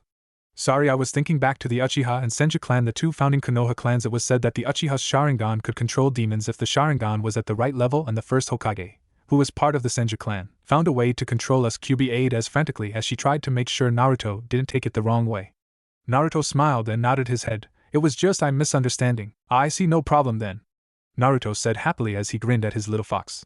She blushed and her insides fluttered a little upon seeing Naruto's infamous smile. The other girls had similar reactions, even though I wasn't directed at them. The group walked for about 10 minutes leisurely until they arrived on time at the meeting place, the north gate of Konoha. When they arrived, they saw the troublesome Tusum, his future surrogate big brother, and the client, who was still rather drunk, but not as much. "Hey Dobe, where have you been?" Sasuke asked coldly. Sakura had hearts in her eyes as she watched her mysterious affection abuse the class Dobe. "I have no need to tell you where I was, so I won't answer your question, Yaoi-team," Naruto said with a smirk as the others giggled. Sasuke got red in the face. Sakura glared at the blonde dead last of the year. "Naruto and Nobaka. How dare you insult Sasuke-kun like that?" Sakura screeched as Naruto held his ears. Sasuke did the same, as everyone else wasn't aware that Sakura was going to shout, so they could only cringe. "Shut up, bitch. I didn't ask for you to help me," Sasuke shouted as he turned around and glared at the pink-haired girl. Sakura winced at her obsession's hateful glare. Sorry, Sasuke-kun," Sakura said as tears welled up in her eyes. Sasuke scoffed as he turned away from her, leaving Sakura to drench in her sorrow and sadness. Naruto smirked. "The loyal Sasuke bitch got shot down now, that's what I want to see," Naruto thought as he and the other girls smirked. "Enough already, are you set to Zuna-san?" Kakashi asked as the drunk man reacted in what everyone assumed was a nod. Either that, or he just shit himself. Either one was highly probable with the man's current state. The group started on their journey to Wave. It would be a long journey, but there was 2 things Naruto wanted to while here. One was to kill the Uchiha and his bitch, the other was to save Haku and Zabuza. Naruto and the group walked through the forest as they headed for Wave. The forest wasn't quiet nor was it loud, it was a peaceful and tranquil silence. That was of course until a certain Uchiha had to pipe up his opinion. "Hey Dobe, why are all the kunoichi with you?" Sasuke asked arrogantly. Naruto smirked as the girls around him shuffled closer to the man they loved. "Well, King of Brood, we say it's none of your business, so stick out of it." Anko shouted the last part as the others smirked at Sasuke's scared face. Sakura sent a glare towards Anko as she secretly planned on getting her back for call her Sasuke-kun like that. The other guys were also wondering why Naruto was surrounded by all the girls. It didn't really make sense. Kakashi sent an irritated look at Sasuke. "Why can't you be more like Obito?" Kakashi thought as he shook his head sadly. Naruto was taking in all these expressions and smiled. They wondered why he had all the girls. Kakashi wondered why Sasuke was such a prick, and the girls were wondering when they would get to kill the traitor. They walked a little further until Naruto noticed a puddle in the middle of the road. Naruto was on high alerts as he looked up at the clear sky. It hasn't rained in 3 whole days. This road isn't used anymore due to Gato, so there's no possible way that anyone could have spilled some water. I need to keep an eye on that puddle, Naruto thought with a smirk. He would finally get to use his new eye technique. Mitsukage, Naruto said quietly as he activated Kami's dojutsu. Naruto's changed immensely. His eyes were now gold instead of blue. They were completely gold, no whites around the edges whatsoever. In the middle of his eye was a silver-starred pupil. On the 4 corners of his eyes were 4 smaller 4-pointed stars that looked like shuriken. The eye dojutsu was known as Mitsukage, angel eyes. Naruto looked at the puddle and was amazed to see chakra there, 2 chakra signatures. The fact that he was right wasn't what amazed him. The amazing thing was what he saw. He could actually see the chakra, he could see the 2's power levels, he could see their elemental affinities, he could see their chakra points. So this is how Hinata must feel when she uses her Byakugan, Naruto thought amazed as he watched the 2 figures await for the group to pass. Naruto decided to continue on as if he saw nothing. Kakashi and all Naruto's girls noticed this strange occurrence, and all thought the same thing, idiots. The other 7, including Tazuna, were blissfully unaware of the up-and-coming threat that was a puddle in disguise. At that moment Naruto's eyes caught another chakra signature hiding in the woods. Who's that? Naruto thought as he studied the person's chakra. It was strangely familiar. He had felt it before not so long ago in his past life. Puddle. The 2 demon brothers lied in wait as they looked at the ninjas walking towards them. Gozu, dear brother, who should we kill first? The other brother asked. The one known as Gozu shrugs as he looked the ninjas over. I don't know, Meizu, dear brother, most of them are hiding their chakra rather well. If I take a guess, we should either take out the ones nearest to us, which is apparently the blonde one, Gozu said as his brother nodded in agreement. Back to teams 7, 8, and 11. The group continued to walk, pretending nothing was going on. Sasuke was glaring at Naruto. Naruto felt these glares but ignored them. Sakura noticed these glares and decided to mimic her love and then try to earn his love by glaring at Naruto also. Naruto yet again felt these glares but promptly ignored them further. Kiba and Shino were having a laugh as they talked with their new teammate Gensi. Gensi was quite the shy type. She was almost a Hinata look-alike except she had blonde hair and had green eyes. And of course she wore a different type of jacket to Hinata, but it was still rather familiar to Hinata's past life's jacket. Hinata smiled as she watched the girl she had grew friends with when she was younger in her past life. Gensi didn't make it to become a ninja and decided to move to Suna and open up a medicine shop. Gensi was Hinata's female best friend. They had spent most of the time sitting in the back of the class blushing when they saw how confident Naruto was. Hinata decided to go up and greet her surrogate sister. Gensi looked up and smiled as she saw Hinata. Gensi was very surprised when she had seen Hinata wearing cloths so bold they showed off her tremendous bust and her womanly curves. Gensi was surprised that Hinata had this much confidence. Already it had been a day since she had suddenly changed. One day she was a shy, quiet girl in the corner of the room fantasizing over her love. The next she was an adventurous beauty that didn't care who saw her like that. Hey Gensi-chan, Hinata said happily as she didn't stutter one bit. It was almost as if Hinata had turned into a female Naruto. Gensi smiled back at her once sister of shyness and started to poke her index fingers. Hello Hinata-chan, Gensi stuttered as she looked away with a blush. Hinata was confused at why she was so shy. All of a sudden, she looked around and saw Naruto staring at the 2 of them with a smile. Hinata smiled back at him before she turned back to Gensi and smirked. Hinata got right up to Gensi and took her away from the group, away from hearing range of the others. You like Naruto-kun too, don't you? Hinata asked, slightly amused at the look of horror on her surrogate sister. Gensi started to baffle out excuses and denials. Hinata put a finger to her lips to silence her. Hinata leaned in and whispered into her ear seductively. You know all us girls are sharing Naruto-kun. I'm sure if we talk to Naruto he will give you a chance, get to know you better, and eventually love you like he loves us, Hinata said seductively into Gensi's ears as the girl's blush took over her body. Her personal parts of the body started to get damp, and she felt a lot hotter, her heart pumping faster, and her breaths becoming louder and more frequent. Hinata was about to seal the deal by giving her a passionate kiss, but she never got the chance. Gensi fainted in her arms as blood started to trickle from her nose. Hinata smiled and picked her up. She carried Gensi on her back as she rejoined the group. Naruto gave her an odd look as he saw Hinata carrying an unconscious girl he barely had the chance to see in the academy in his past life. Hinata smiled and handed him the unconscious girl. The girl, who was now in Naruto's arms, subconsciously snuggled into his neck and let out a sigh of contempt. Naruto blushed as he felt her legs wrap around his. It was also the fact that she was damp in her lower regions. Naruto got up to Hinata and whispered into her ear so only she could hear it. Why is Gensi all wet down there? Naruto asked with a big blush. Hinata blushed and giggled perversely as she knew she had turned her friend on. Naruto had to fight his manhood. He wouldn't allow himself to be embarrassed by getting stiff. Hinata giggled more at the look of concentration on Naruto's face. She couldn't help it. She wanted Naruto all embarrassed. She got right up to his ear and licked it sexually. Best friends share everything, Naruto-kun, Hinata said huskily as her hot breath reached Naruto's ears. Naruto couldn't help it anymore, and his soldier rose to attention, causing Gensi to moan out loud as she felt Naruto's member rubbing against her womanhood. Everyone looked their way. Kakashi and Tazuna had nosebleeds while Kiba, Shino and Sai were either laughing hysterically smiling or in Sai's case doing a weird facial expression. Sai had forgotten how to smile properly, so this expression was showing that he found this hilarious but didn't know how to show it. The girls just giggled and were slightly jealous that this new girl was giving their man pleasure. Sasuke glared at the boy and looked kind of sick at the sight of opposite-sex relations. Sakura was fuming at the blonde. "Put that girl down, Naruto baka. What the hell? You're supposed to like me," Sakura shouted out as she ran and punched Naruto in the back of the head. Naruto used all his willpower not to turn around and decapitate Naruto there, and then the other girls glared wildly at the pink-haired banshee. Hinata, on the other hand, couldn't control herself. Hinata ran up to Sakura and punched her straight in the face. Sakura went flying back and broke through a tree. Hinata only used 10% of her usual strength to hit her, with barely restricting it to 10. Sakura got up, bruised and beaten. She coughed up some blood and looked at Hinata shakily. "Why did you do that? You damn bitch. When I'm Sasuke's wife and a part of his clan's council, then I'm going to order your death. Then I'm going to kill off the entire Hyuga clan," Sakura shouted as she coughed up some more blood. Sasuke glared and scoffed at her declaration. Hinata screamed with fury and tried to kill her there and then, but Naruto stopped her from going any further. "Don't worry, Hinata-heim, she's going to get her just desserts in due time," Naruto said as he pulled Hinata away with one of his hands, the other supporting the almost Hinata lookalike in his arms. She was slowly grinding herself into Naruto's hips as she subconsciously moaned his name. Naruto was blushing all the way as he was forced to carry the hormonal woman. Hinata giggled and whispered into his ear, "She's like me, you know, she truly loves you, please give her a chance," Hinata asked pleadingly. Naruto nodded his head with a smile. "Of course, Hinaheim, anything for you girls," Naruto said quietly and kindly as the group finally reached the puddle. Naruto handed the girl to Hinata, who nodded in understanding as she and the other girls stayed away from Naruto. This was about to get ugly. As the group walked by, the demon brothers jumped out of hiding. The two swung their deadly chain attack at the unsuspecting Naruto. When Naruto was impaled by the pole at the edge of the chain, Kiba, Shino and several others went pale and were about to assist their comrade and see if he was alright.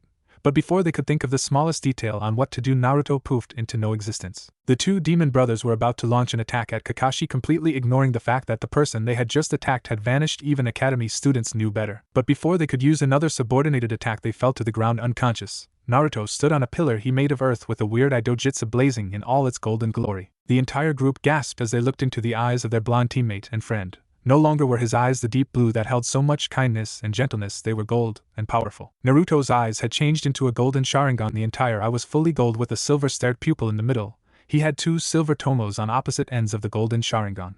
The eyes looked powerful and commanding, expecting no less from the owner of the golden eyes. What is that ID dope?" Sasuke asked shakily. This eye resembled the Sharingan completely. Besides the color change behind Sasuke's scared exterior, he was fuming. The class dobe had somehow copied his dojutsu and changed its colors. Ironic that the owner of a dojutsu that could steal jutsus would complain about someone else stealing his. That knowledge is for people I trust and people I trust only, and for the record, this is nothing like your Sharingan team, so don't even try to complain, Naruto said as he glared at the last Uchiha. Sasuke backed away as he received the glare. Sakura, however, she must have been born with a bloodline that ignores killing intent. How can you deny Sasuke information like that? He is better than you, Baka, so give him what he wants. Or else. Sakura didn't get to continue. All she saw was Naruto vanish from sight and a loud smacking noise being made to the left of her. Sakura turned and saw that Naruto held the fist of an angry Hinata, who was mere inches away from punching her smack on in the temple, giving a high chance of her killing Sakura. "Why would you even try to hit me? You know I'm right." Sakura huffed arrogantly as she started to glare at an increasingly enraged Hinata. The other girls started to grind their teeth together as they tried to hold on to something. They knew that Naruto was to be the one to kill the two. They just wanted to have a little fun before that happened. "Will you shut up, you fat four-headed bitch?" Ino shouted as the other girls started to feel a little bit better after that outburst. Kiba, Shino, Sasuke, Sai and Kakashi looked physically shocked. Their insults had always been toned down, but that was actually meant to hurt her. Kakashi noted that Ino no longer fawned over Sasuke, and if he was correct, then she now had a thing for Naruto. Sasuke and Kiba started to laugh slowly until it burst into full-blown laughter. "Ha ha ha. You just got owned. Ha ha. Oh my god. Ino just made Sakura her bitch." Sasuke wailed as he fell to the floor. Sakura looked undeniably hurt as she stared from Ino to Sasuke. "Why would you say that?" Sakura sobbed as she continued to cry. "Just like in the manga, huh?" Ino glared more potently at the sobbing form of her past life's friend/rival. "Why? You want me to tell you why? I'll tell you why. You do nothing but insult people that share different beliefs or views." To Sasuke, "It's alright to defend someone you love, don't get me wrong, but when Sasuke is acting like this, there is no defense nor excuse for his actions or words, and the fact that you are defending someone that doesn't love you back is just pathetic. Here's the newsflash that will break your spirit: Sasuke is gay." Ino ranted as she flung her arms around, getting rid of all the pent-up stress that she was working up from having to let Sakura's actions and words slide. You're just jealous. You could never get Sasuke, so you try to make rumors that he's gay so no one will pay interest. So when no one else is after him, then you can have him. Here's your news flash and no one will ever love you. Sakura shouted as she started laughing at thinking that she had just won the conversation, that is until, slap, Naruto had used the hand that was stopping Hinata to backhand Sakura in the face. As she fell to the floor, she shakily moved her hand up to her cheek. She felt the nasty stinging red mark on her face. Sakura looked up with tears in her eyes at the fuming red-eyed Naruto. All anger was lost when she looked into his eyes full of hatred and anger. You will never speak to her like that again. Do you hear me, you spoilt little bitch? And for the damned record, I love her and always will. While she has somebody to love and to love back, you're lying on the floor crying your eyes out while the love of your life is over there rocking back and forth laughing at you. He would rather acknowledge me to be stronger than him than to acknowledge you as a lover or even just a friend. You are a pathetic excuse for a kunoichi, and an even more pathetic excuse for someone who should have humanity, Naruto said as he continued to stare daggers, red eyes blazing at the cause of all his anger and rage. The other girls smiled that he would defend them so furiously. Sasuke was continuing to laugh at the annoying pink-haired girl's depression. Kiba, Shino and Sai were surprised at the fact that he had just admitted his feelings for the blonde mind manipulator in front of her. Kakashi and Tazuna were cracking open a beer, hoping for a cat fight. Ino ran up behind Naruto and hugged his back as she dried a few of her tears. Some were tears of sadness at being told she was unworthy of love, some were tears of joy that Naruto would defend her and declare his love for her out in the open like that. Thank you, Naruto-kun, Ino said softly as she kissed the spot in between his shoulder blades, sending a shiver down his spine and to his very core. Ino smirked at this reaction. She hoped her slightly seductive tone would have caught on to him. As Naruto was stood there, stock still, his dojutsu receded from lack of brain waves. And not a problem, Ino-chan, Naruto stuttered as his face went red.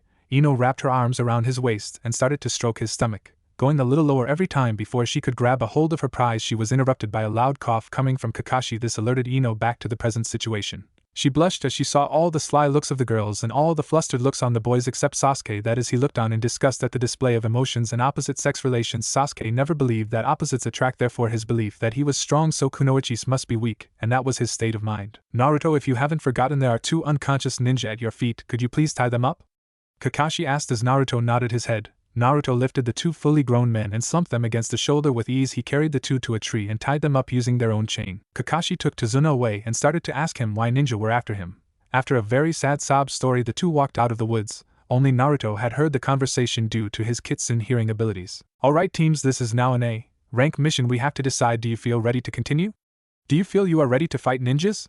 Kakashi asked. There was a round of vigorous nodding and agreeing coming from Team 8 and 11, but Team 7 was quite skeptical. Sai didn't mind if they continued, but Sasuke and Sakura weren't sure. I don't know, I don't feel that this mission is a high enough level for me, Sasuke answered as he tried to hide the fact that he was scared shitless from the resent attack on them. Although only Kakashi, Kurinai, Kyuubi, Enko and Naruto noticed this, Sasuke was hiding his fear behind a mask of anger that Naruto was able to take out 2 strong ninja easily. Are we scared?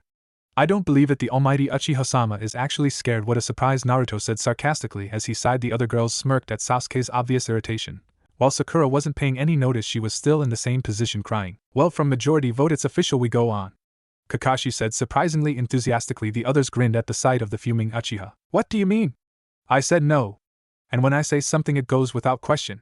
Sasuke shouted his authority for all to hear. Naruto glared at his arrogance and selfishness. Sakura weirdly perked up at the sound of her affection's voice. That's right. Sasuke-kun wants something. So why don't you grant it? Sakura asked as she stood up. All previous Sarugan the group were shocked at her level of loyalty to the stupid Uchiha. They couldn't tell who was stupider, Sasuke Uchiha or Sakura Haruno. Sasuke for being power-hungry and the lack of common sense, and Sakura for not being able to let her affections for Sasuke go. It was obvious that she also lacked common sense. Shut up, Haruno.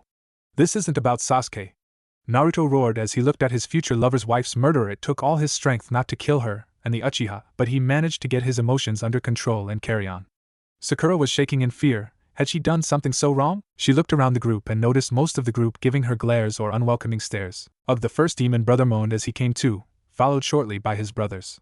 Naruto and the rest noticed the 2 had awoken. Naruto already knew who they worked for and who was after Tazuna, but he had to act unaware. Naruto made his way over to the 2 before kneeling down beside the oldest brother. Who do you work for? Where is he or she, and what does he have to gain by killing Tazuna-san here?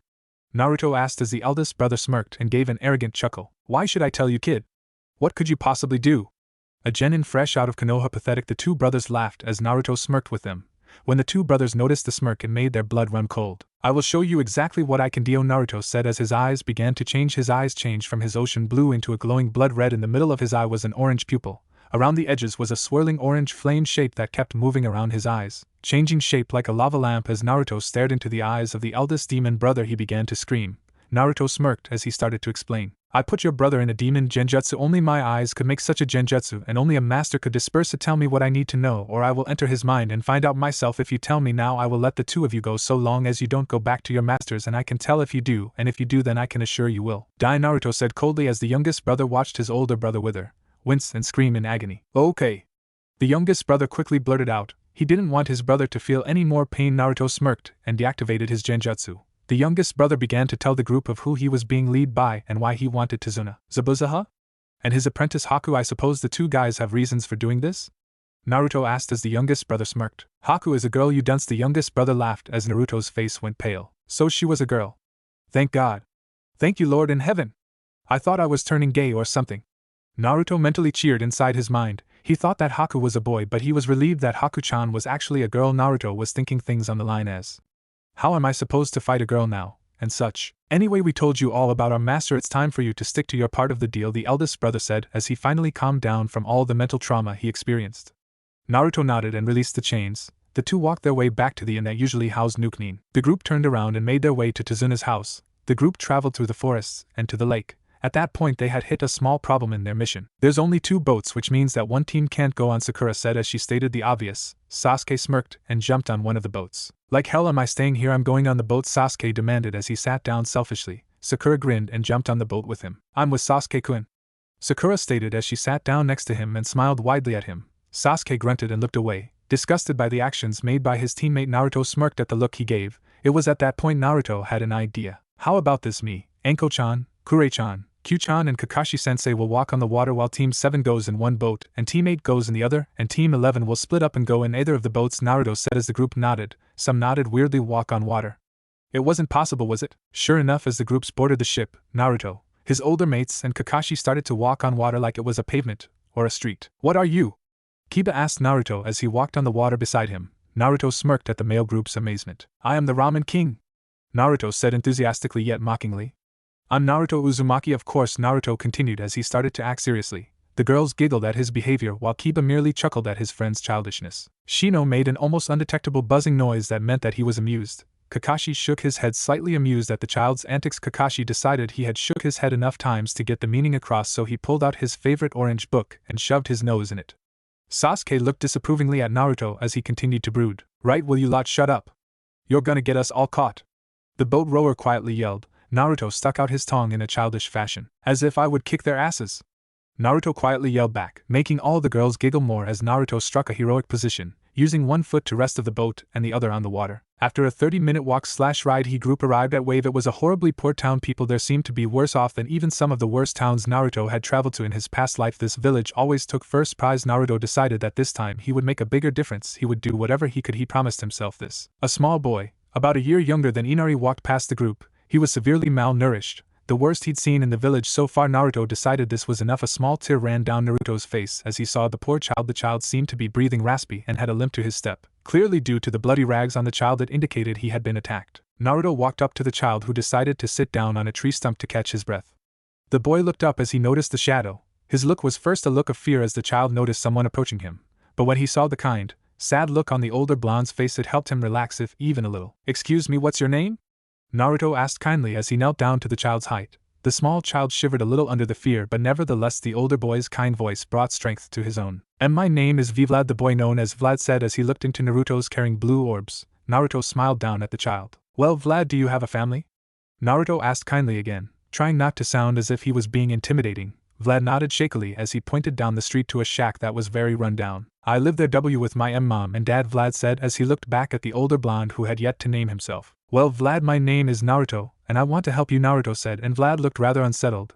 This blonde boy named Naruto had just come up to him and told him he wanted to help him like any child that had been neglected. He was rather jumpy and untrusting. Naruto saw this look and tried to make sure that Vlad understood that he wasn't going to deceive or trick him in any way. Don't worry, I wouldn't ever trick a child like you. You've already been through enough, so it seems. Well, Vlad, I will speak to you soon so I can help you. At the moment I need to meet up with a few people, Naruto said as he left the young boy, who nodded dumbly. He still didn't quite understand what was going on, but he could tell that this Naruto guy was good and meant well. Wave Village, Lakeside, 30 minutes later, Naruto stood at the lakeside as he thought of the perfect way to get food into the city. The patrols in the water that made sure that people didn't fish were still there, but what if Naruto casted an illusion on the boats? While this happened, Naruto could use his shadow clones to go in groups and net up all the fish. Naruto had earlier found an abandoned storage house where the fishermen used to keep their equipment. While searching, Naruto came across about 50 fishing lines. Of course, these were very big and hard to move, so shadow clones were needed to carry them. Naruto casted his illusion onto the nearby lookout posts as he made 300 shadow cones, precisely. The 300 clones grabbed the 50 fishing nets, 6 shadow clones per net. As they swam deep into the lake, the shadow clone groups split up to take different areas. The original Naruto stayed at the entrance point so he could keep up his genjutsu. The original Naruto was bored out of his mind. Another half hour of him staying there silent and motionless, trying not to disturb his advanced genjutsu. After the half hour had gone past, the clones brought the fish up the cliff and up to the top of the hill, out of sight. After they reached that point, Naruto deactivated his genjutsu and ran up to the top to join his clones. When he reached the top, he saw all his clones drenched in water, none of them happy. "Alright, you can disperse now," Naruto said with a nervous laugh as he rubbed the back of his head. The clones sent one final glare before poofing off to elsewhere. Naruto sighed as he used a basic ice jutsu usually used for medic nin, where they have to freeze the limb and then chop it off. Of course, this was thankfully for a different reason. Naruto used the ice jutsu on all of the nets of fish. The fish all froze over in a giant ice cube. Naruto got rid of all the nets and put them back in the warehouses before using basic air jutsus to make the giant fish ice cubes float. Naruto brought the ice cubes through the town. It was quite chakra using techniques he was using. He had put a genjutsu on himself and the ice cubes so people wouldn't try to steal them, and he was using wind jutsus to make the move. When Naruto finally arrived at the cold warehouse, he thankfully noticed that it was still open and that someone was inside at the register. Naruto opened the door and brought all the fish inside. It was at this point that he remembered he was still using the genjutsu and that the girl looked rather freaked out. Naruto quickly dispersed the jutsu used on himself. "Sorry about that, I was making sure people couldn't see me," Naruto said as he chuckled and nervously rubbed the back of his head. The girl at the desk smiled at him, as well as a slight blush. "Well, you see, the reason I'm here, it's because of the state the village is in. I couldn't just stay put while this is going on, so I decided to help out. After I give you this, I would like my identity to remain anonymous. Anyway, I would like you to share this out among the villagers free of charge. It should last the entire village 3 months easy," Naruto said as he dispersed the genjutsu on the 50 fish ice cubes. The woman stared awed and pale at the sheer amount of fish here. It was either a miracle or a blessing, she couldn't decide which. She just glomped the blonde-haired boy. "Thank you," she said as she held him tighter. Naruto blushed as he gave off a warm laugh. "It's my pleasure. I would suggest that they be handed out sooner rather than later. The sooner people get fed, then the probability of saving their lives will be increased," Naruto said softly as he released the embrace. The woman smiled back at him with a few tears in her eyes. "Well, I'd love to stay and hand the fish out, but I have a special delivery to make and I have to get back to my friends. I bet they're all worried about where I am," Naruto said happily as he walked out of warehouse. The woman at the reception area smiled and went to get some helpers. Wave Village, Vlad's house. 10 minutes later, Naruto leisurely walked down the street of Wave. Fishermen were swarming the area, knocking on others' doors, telling them that some generous person had given them free food. To say the least, the people were tearfully thankful. It warmed Naruto's heart knowing he had done good. Before the fishermen had a chance to tell Vlad and his family, Naruto knocked on the door. Naruto waited a few minutes until a slightly skinny woman opened the door to reveal herself, and what Naruto presumed to be her husband. "Excuse me, ma'am, but I would like to drop off a delivery to Vlad," Naruto said kindly as the woman gritted her teeth. The man behind her growled slightly. Naruto was confused until the woman rightfully explained with much venom. "When will you kids stop beating my Vlad? Have you no shame, boy?" The woman shouted with rage as she started to form tears in her eyes. The father growled deeper and glared more intensely at the shocked Naruto. "You have me all wrong," Naruto said as he put his hands up in a sign of peace. "I am actually here to deliver a package to your son. I didn't mean to make it sound as if I was going to beat him," Naruto said quickly, shocked and surprised that Vlad was regularly beaten. The two apparent parents' expressions softened, and they smiled. "I'm sorry about that. I guess when you're a mother you're overprotective," the woman said. The father nodded in agreement as Vlad poked his head in between the two to look at Naruto. "I see. Anyway, this is me keeping my promise I made you earlier on this morning," Naruto said as he pulled out a scroll. As he channeled chakra into the scroll, a smaller fish cube than the others popped out. The fish cube was able to feed 3 people for about a month. The family stared in awe at the amount of fish. Naruto handed the father to Vlad the scroll. The man snapped out of his trance and took it. "You should seal it back into the scroll soon so it won't melt. When you want the fish, you just channel your chakra into the scroll," Naruto explained. Naruto was about to say goodbye to Vlad and tell him to stay safe, but was cut short in his speech when Vlad's mother pounced him. She held him there in a death-like grip. "You saved my son's life." "Thank you," Vlad whispered softly between her tears. Vlad's father was crying slightly too, They were all worried Vlad wouldn't make it due to his malnourishment. As a growing child, Vlad needed to eat as much as he could, yet he was deprived food, so he was the most malnourished. Not a problem really, I can't stand to see the state this village is in. Oh, by the way, I plan to help build that bridge that is being made, so when that's completed in about 2 weeks' time, then this village will get the income it so sorely needs, Naruto said as the three of them gasped. You can't. Gato controls these lands. He'll kill you if he sees you helping to build the bridge. Vlad's mom worried as she let go to look at him. Naruto smiled kindly back at her. I'm a ninja, don't worry, Naruto said, pointing to the leaf forehead protector he wore. The group gasped once again. No one from Wave had ever seen a ninja before. It was told they had immense power and extraordinary skills, at least that's what they were told by passing strangers. And a ninja? Do you have special powers? Vlad asked excitedly. Naruto chuckled as he nodded his head. Sorta, we call them jutsus, not powers. Naruto chuckled even more. The family smiled. Vlad was amazed and giddy. Come on. Show me something cool. Vlad said as Naruto laughed a little more. Vlad's mom and dad wouldn't admit it, but they were very eager also. What do you want me to show you? Anything in mind? Naruto asked as Vlad thought hard for a minute. It was at this point that an almost visible light bulb popped above his head. Can you do anything that includes fire? Vlad excitedly asked as both parents leaned in to hear the answer. Yes, I can. If you all come outside where I can show you easier, I would be happy to. Naruto said happily as the family walked out of the house. When Naruto saw that the entire family was watching, Naruto decided to continue. Naruto went through about 20 hand signs a lot slower than usual so the family could see. The family were confused until Katan, Grand Fireball no Jutsu. Naruto shouted as a huge burst of flame that rocketed about 15 meters into the air burst from his mouth. The family were both awed and scared by the ferocity and power this mere child possessed. But you're just a kid. Vlad's father said, shocked as he felt the great heat the fireball held. The other two were speechless and humbled by the might. Old enough to kill, old enough to gamble, drink and have sex, well that's what my sensei tells me, Naruto said as he smiled. Vlad's mother blushed while her husband smirked. Vlad had stars in his eyes when he looked Naruto. This kid, not 4 years older than him, had the ability to control fire to such an extent, never mind what else he could do. So tell me, kid, why did you give us this fish and nobody else? Vlad's dad asked. Naruto smiled back at him. Well, I already handed out the rest of the fish to the warehouse up there. Naruto pointed up the hill. I decided to give Vlad and his family the biggest lot of fish due to the fact that Vlad is the most malnourished here in the village, and due to the fact that I made a promise, Naruto said with a smile. The group smiled back at him. This kid was a hero. The village didn't believe heroes existed, but this kid, he was definitely a hero. Well, I can't stay any longer. I have to meet up with my comrades so we can fight off Gato and such. Oh, and one more thing, please keep my identity secret. The name's Naruto Uzumaki. Just so you know, I don't want to take the fame nor glory for any of this. Take care. Naruto shouted behind himself as he ran towards where he knew Tazuna lived. The family agreed to keep his identity a secret. The family waved back to the man that was their hero and savior. Wave Village, Tazuna's house. 10 minutes later, Naruto walked through the front door and sat down on the settee, exhausted. Seconds after he sat down, he was almost barraged by sobbing women. Naruto was confused for a few seconds until he remembered the fact that he had been gone for about 2 hours and he didn't exactly tell them where he was going. Naruto-kun. Where have you been? Hinata cried into his chest. We thought you had been kidnapped or something. She continued angrily with tears in her eyes as she looked up and glared. Hinata had red puffy eyes, which meant she had been crying for quite some time. Naruto looked around at the other woman's puffy eyes. They all had the same look, 1/3 sad, 1/3 worried, and 1/3 relieved. I'm sorry girls, I had some things to take care of. You know I wouldn't do any of this if I didn't have to. I know I should have told you where I was going, but I had no time, Naruto said as he looked sad and felt bad for hurting any of the girls. The girls smiled. At least he was sorry and felt bad for doing his drastic actions. They all forgave him instantly. We all forgive you, Naruto-kun, Hinata said as she snuggled into his chest as she sighed happily. Ino and Kyubi snuggled into either side of the crook of his neck as they both let out a small grunt of relaxation. Anko and Kurenai snuggled up to Ino and Kyubi as they got comfortable. The group of males let their jaws drop as they saw how Naruto had a group of really hot girls/women snuggling up to him, and the girls and Naruto acted as if it were normal. Just at this point, Tazuna walked into the room. He didn't see what was happening on the settee due to he couldn't see over it, so he had no idea that Naruto had 5 girls/women huddling up as close as they could to him. Tea's about ready. My daughter will be in shortly. She normally cooks the food, but apparently some very nice man generously gave a bunch of fish to her warehouse so our people could survive a little longer. It surprises me that people could be so generous. The food supply he gave us could apparently last 3 months for the entire village. Average price range for that amount of fish is easily a couple 100,000 ryo, Tazuna said as he brought a large pot and that held a lot more food due to the newly received fish supply. Really?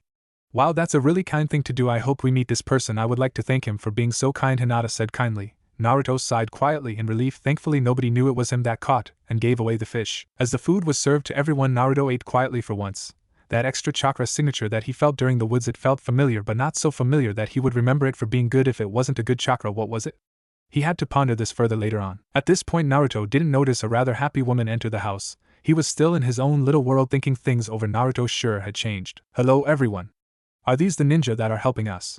The girl that worked at the warehouse asked excitedly. Yes, Tsunami was that woman, aren't I a master of character plotting? Smiley face. Tazuna turned around and nodded at his daughter. Yes, these are the Konoha ninja that are here to help defend the bridge, Tazuna said as he turned around and smiled at his daughter. The group stood up and introduced themselves. Hello, pleased to meet you, Ino said as she shook Tsunami's hand. Thank you for allowing us into your home, Hinata said as she shook her hand also. I thank you also for allowing us access to your home, Shino said emotionlessly as he walked over to the rest of the people who had greeted Tsunami already. Thank you for housing us, Kurenai smiled as she too went over to the group. Thank you, Anko said with a slight sadistic smile. The smile made a shiver run involuntarily through Tsunami's spine. Yo, Kakashi said lazily as he shook Tsunami's hand without taking his eyes away from his perverted novel. Hello, I thank you for being nice to my master and treating him kindly, Kyubi said as she too shook the young woman's hand respectively. Master? Tsunami, Kakashi, Sakura, Sasuke, Kiba, Shino, Gensi, Tazuna and Sai all wondered. I owe you nothing from me, it is an honor for your family to house an Uchiha, Sasuke arrogantly stated. This caused Sasuke to go flying through the air and land outside the door. Apparently Hinata and Ino had enough. Hello? I hope you don't like Sasuke-kun over there, otherwise you will have to deal with me, Sakura said coldly as Tsunami smirked. I wouldn't want the arrogant prick anyway, Tsunami said, which caused everyone in the room besides Sakura to either giggle, chuckle or laugh out loud. Before Sakura got a chance at a comeback, she was grabbed by the hand and brought over to the rest of the group. Hi, I'm Sai. Stop staring at my, Sai said with a fake smile. Although he may have not showed it, he was completely amused at what he had said and the angry face of both Tazuna and Tsunami herself.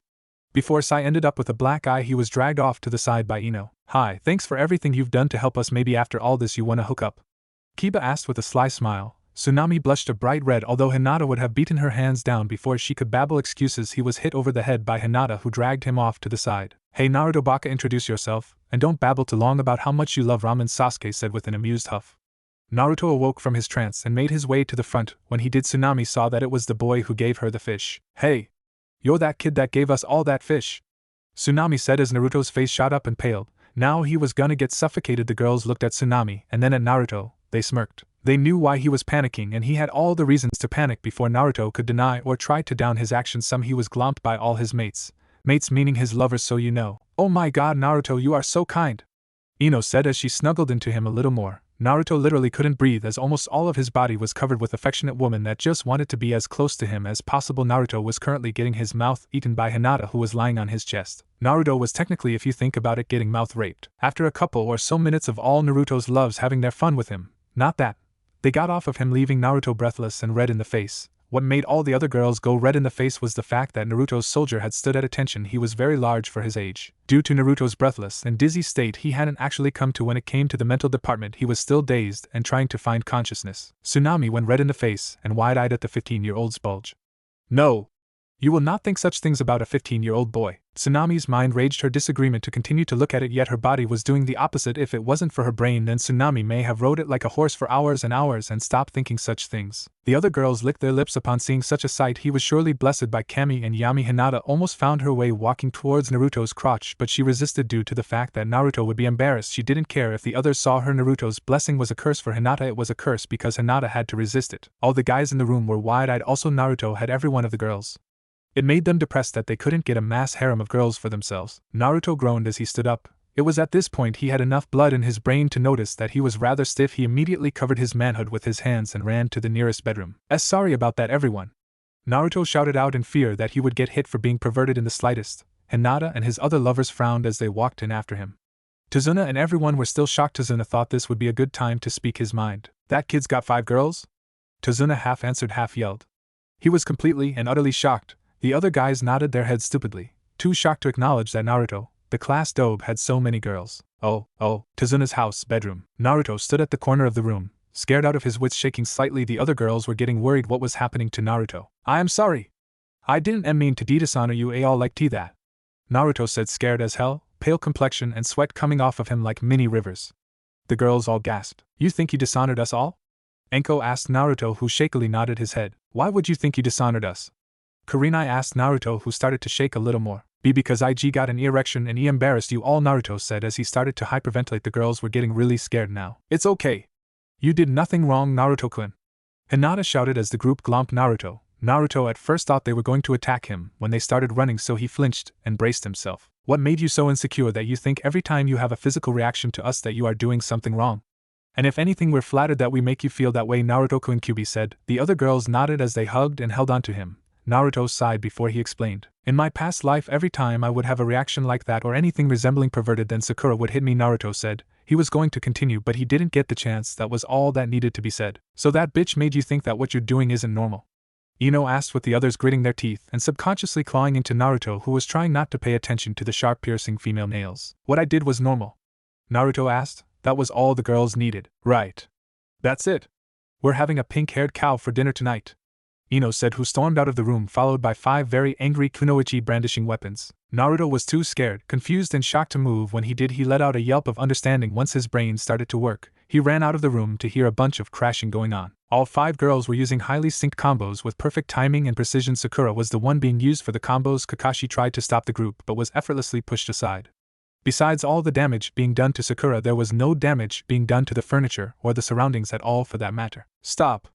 Naruto shouted out in fear. If they killed her now or showed any means to kill her later on, then they will become prime suspects. If Kakashi or any of the others tell the council what happened here. The group reluctantly stopped when their lover told them to. They all walked up to him and wrapped their arms around him tightly. I will not have her abuse you or mistreat you like she did, Naruto. She is the reason you feel so lonely, why you don't understand what's happening to you, and why you are sad, Kurenai said, with everyone agreeing. WWH, what the hell was that all F for?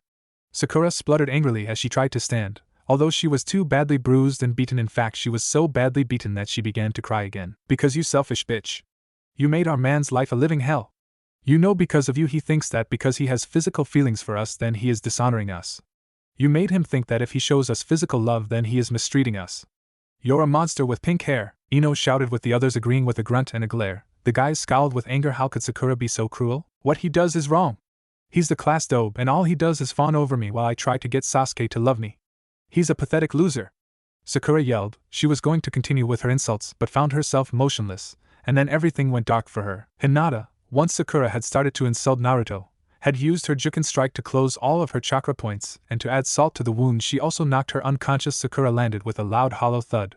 Naruto was wide-eyed at what Hinata had done. Don't you ever say anything bad about our Naruto-kun again, Hinata yelled at the unconscious pink-haired body. The rest of the spectators started to pale and back away. They were never going to insult Naruto ever. Wave Village, Tazuna's house. 10 minutes later. The group was almost done with eating their food. Naruto was eating the food slower than he usually would. The reasons behind why were the same things plaguing his mind. How was he going to kill both Sakura and Sasuke without anyone seeing it? Naruto knew that on an A-rank mission, if a teammate wasn't listening to instructions, then he would die. If Naruto could come up with a situation where Sasuke literally deserted the group, then Naruto could claim he tried to bring him back, but Sasuke wouldn't listen. In such case, he could kill Sasuke, so information on the mission isn't in danger of being leaked. Tsunami, while eating, was staring at Naruto while he ate. She had never met someone so kind. She didn't love or even have romantic feelings for Naruto, but she admired and respected him for what he stood for, and what he had done to help the village. She would always class him as a hero. Sasuke was indulging his food, thinking that if he beat Naruto then he would somehow prove himself to be better than Naruto. Sasuke ate the last of his food and raised the bowl. Ha!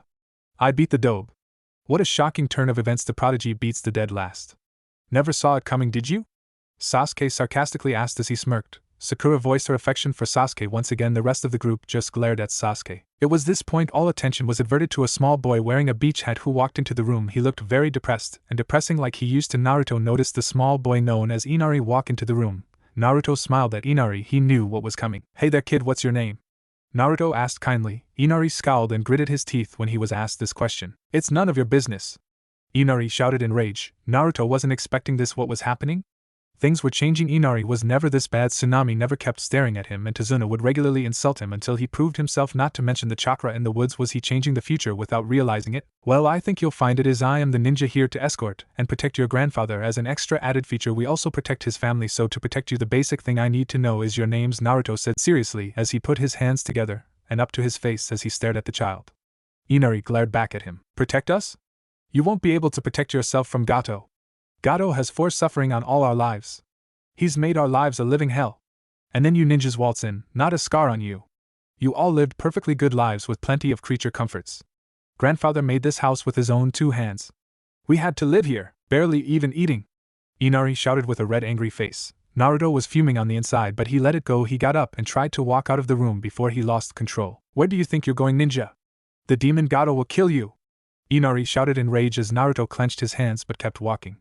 Go back to your nice big house and eat your 5-star food then, Inari shouted, He would have continued but found a hand tightly wrapped around his throat. Naruto had moved in the blink of an eye and had lifted Inari up with one hand. Tsunami and Tazuna were worried when they saw this all happen. "You know nothing of suffering nor of demons, boy," Naruto said in a demonic tone as he released Inari, who fell to the floor panting slightly and rubbing his throat. Naruto ran out of the house before he truly did lose control. Kyuubi ran after him to bring him back. The other girls were straining so hard from getting up and slapping Inari, but they would realize that if they did then Naruto wouldn't be happy. Tsunami got up and checked on her child while Tazuna was still speechless. "Why'd he do that?" "I was only telling the truth," Inari said, which caused almost all of the others to literally flip a lid, or so the saying says. Hinata got up and shook Inari violently. "That does it. You know he has seen more suffering than any other man alive." Hinata screamed at the frightened child. "He is a damned ocean of what real pain is." Hinata carried on as tears welled up in her eyes. "You have no idea what that boy has been through." Hinata began to sob as she carried on shaking the dizzy boy. Ino and Kurenai dragged Hinata away as Enko held back Kiba, and Shino Gensi was fuming, but she decided that Hinata would deal with all of this. She decided that she would held side back, who was strangely angry. He didn't even know Naruto yet he was angry at what Inari said. Kurenai took Hinata off to the side while Hinata sobbed into her previous lives friend and sensei's chest. Ino soothed her by rubbing her back. They felt her pain, but they held their own back. They had seen what Naruto held beneath his shirt. It wasn't a pleasant sight. Flashback. Previous life. When the Konoha 12 were all 17 years old, Naruto and the rest of the Konoha 12, minus Sasuke Uchiha, were in the hospital ward waiting. Naruto had just beaten Orochimaru and most of the Hidden Sound village. Kabuto had also died by Naruto's hands. Sasuke, on the other hand, was spared by Naruto. Naruto had the perfect chance to kill Sasuke and end his life, but he couldn't do it, so as he tried to leave to return to Konoha, he was assaulted by the angry Uchiha. Sasuke had plunged a Chidori through Naruto's stomach, and to add that little extra kick to the groin, he used a poisonous dagger that entered his bloodstream. Kyuubi's chakra wasn't working because Naruto had used it all in killing off the entire Sound village. The poison spread fast as Sasuke retreated. He would have finished the job had he not seen the Konoha medical team arrive. Sasuke fled into the forest until exhaustion and chakra depletion claimed him. Naruto, on the other hand, collapsed to the floor as he welcomed the seeping black that swirled around the edges of his eyes. Konoha Hospital. 10 hours later, Naruto laid on the hospital's bed. He was still unconscious, presumed to be in a coma when in actuality he was in his mind, while Kyuubi healed both her container and her chakra supplies. Hinata, Ino, Kurenai, Enko, Tsunade, Shizen, Temari, Tenten, Isaribi and Cheyenne were all in his room as they watched him breathe. His breaths were raspy and he sweated quite a bit. They were told that it was the poison taking its effects. Tsunade had tried to heal him, but the poison clung too deep into his organs to let go. It had a secondary compound, which was a close mixture of both titanium and a sort of chewing gum property. Thanks to its metallic properties, the poison couldn't be extracted, and thanks to its sticky nature, they couldn't wash the poison out either. Hinata and Cheyenne held either hand as their watery, red puffy eyes watched him, eyes begging him to wake up. The others sat near him and watched his face contort with pain every now and then. Sometimes the pain got too much and Naruto would let out a scream of pain or a grunt of agony. This would make some of the girls sob while they watched the man they loved go through extreme pain. Naruto suddenly let out a great shout of pain as he started to bleed from his eyes and ears. Tsunade, who acted quickly, ripped Naruto's shirt off to see if she could help regenerate any more tissue. Tsunade had never operated on Naruto and had never seen him take his jacket off, but the sight she saw would haunt her for the rest of her waking moments. On Naruto's stomach were scars, some deep, some shallow, but all of them seemed to be done with malice and hate. Pure undeniable anger drove the people who did this to Naruto. On his front they could see someone had wrote demon, and slightly below it scum. It was truly a horrific sight. The scars seemed to have been stretched and aged. Obviously Naruto had these scars at an early age. Tsunade snapped out of her shock and horror and began to pump green chakra into his body. Naruto grunted in pain.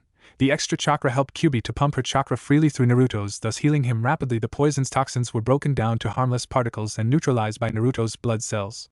Helps to know human anatomy, smiley face. When Naruto came to, he noticed he wasn't covered and his genjutsu had failed on him. While he lost all of his chakra, the genjutsu itself was the reason Naruto sucked at genjutsu. Naruto had to keep up the permanent genjutsu up all the time. It didn't waste any chakra due to Naruto's special seals, but if he ran out of chakra then the genjutsu would fail and he would be exposed. Naruto sat up with his back to the edge of the bed. The girls' horror-filled faces made him wince. He knew this was coming. People seeing how hideous his body really was. Naruto knew what was coming. He shut his eyes and waited for either A or B to happen. A, being that they would scream in horror and start to try to kill him thinking he was a monster. Or B, being that they would scream in horror and run out of the room screaming for him to stay away. In actuality they flung themselves at him and tried to soothe him as their own tears fell. Why do you have all these scars, Naruto Keikuin? Hinata asked between her sobs. The other girls looked up at him with teary eyes, all wanting to understand. Naruto was shocked at such an act. He was a monster, a demon to be precise. Why would such beautiful girls pay any attention or sorrow for him? Well, when I was younger I was beaten while hunted. To be precise, they saw it as a sick joke to hunt a fox, and when I was 5 they strapped me down and took turns inscribing these scars into me. They used to try and do it on a regular basis, but thanks to QB's chakra and healing abilities it wouldn't scar, so one day they decided to experiment. Using a red-hot poker to scar me, and before my wounds could heal they put salt on the wound and used gravel just for the added pain. After that they used it again and placed more salt on the scar so that the scar healed before it could heal the missing tissue, Naruto said sadly with a small smile. The others were devastated. How could one person live through this? But the worst thing so far is they knew there was more to come. Seems as though we're on the subject. I think you all deserve to know all my life. Since as early as I can remember I was pretty much abused. I was denied food at the orphanarium, I was kicked out of all libraries, and most of this hospital's nurses and doctors tried to kill me when I am brought here. That's why I have my own personal nurse and doctor, the only two in the hospital that won't try to kill me while I sleep, Naruto said with another sad smile. The girls started crying harder now. All my life I have been a target for assassins, a liability to a group or community, and I have been beaten, tortured, burned, skinned, hacked, chopped, raped, among other things, Naruto said as a small tear fell from his eyes as he said the last part. The others all went green at that point. They were all a mix of emotions, all having the same thoughts or thinking of doing the same actions. Some wanted to cry out as hard as they could while they held Naruto closer. They also wanted to be sick from hearing that Naruto was raped, and they wanted to ask who hurt him, who starved him, and most of all who raped him. Who? Hinata whispered quietly. What do you mean? Naruto asked quietly. Also, he couldn't bring himself to be happy today, not even his mask would work. Who raped you? Hinata all but screamed. The others nodded and started to clutch a little tighter to Naruto. Their rage and hate was almost visible. I won't tell you. She is a person I must kill, Naruto said as he got a distant cold look. Anko nodded in understanding. She knew what it felt like to want to kill someone yourself. Even if she hadn't killed Orochimaru, he was still dead, but Naruto needed to kill this woman. It was obvious. The others were just slightly relieved he was raped by a female. At least Naruto wouldn't suffer from too much mental trauma. End flashback.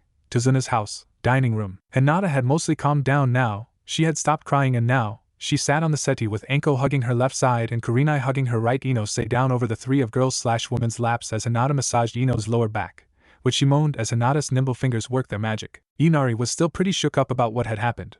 Sasuke and Sakura decided this was as good a time as any to bash Naruto behind his back. Ha! The dope ran off crying.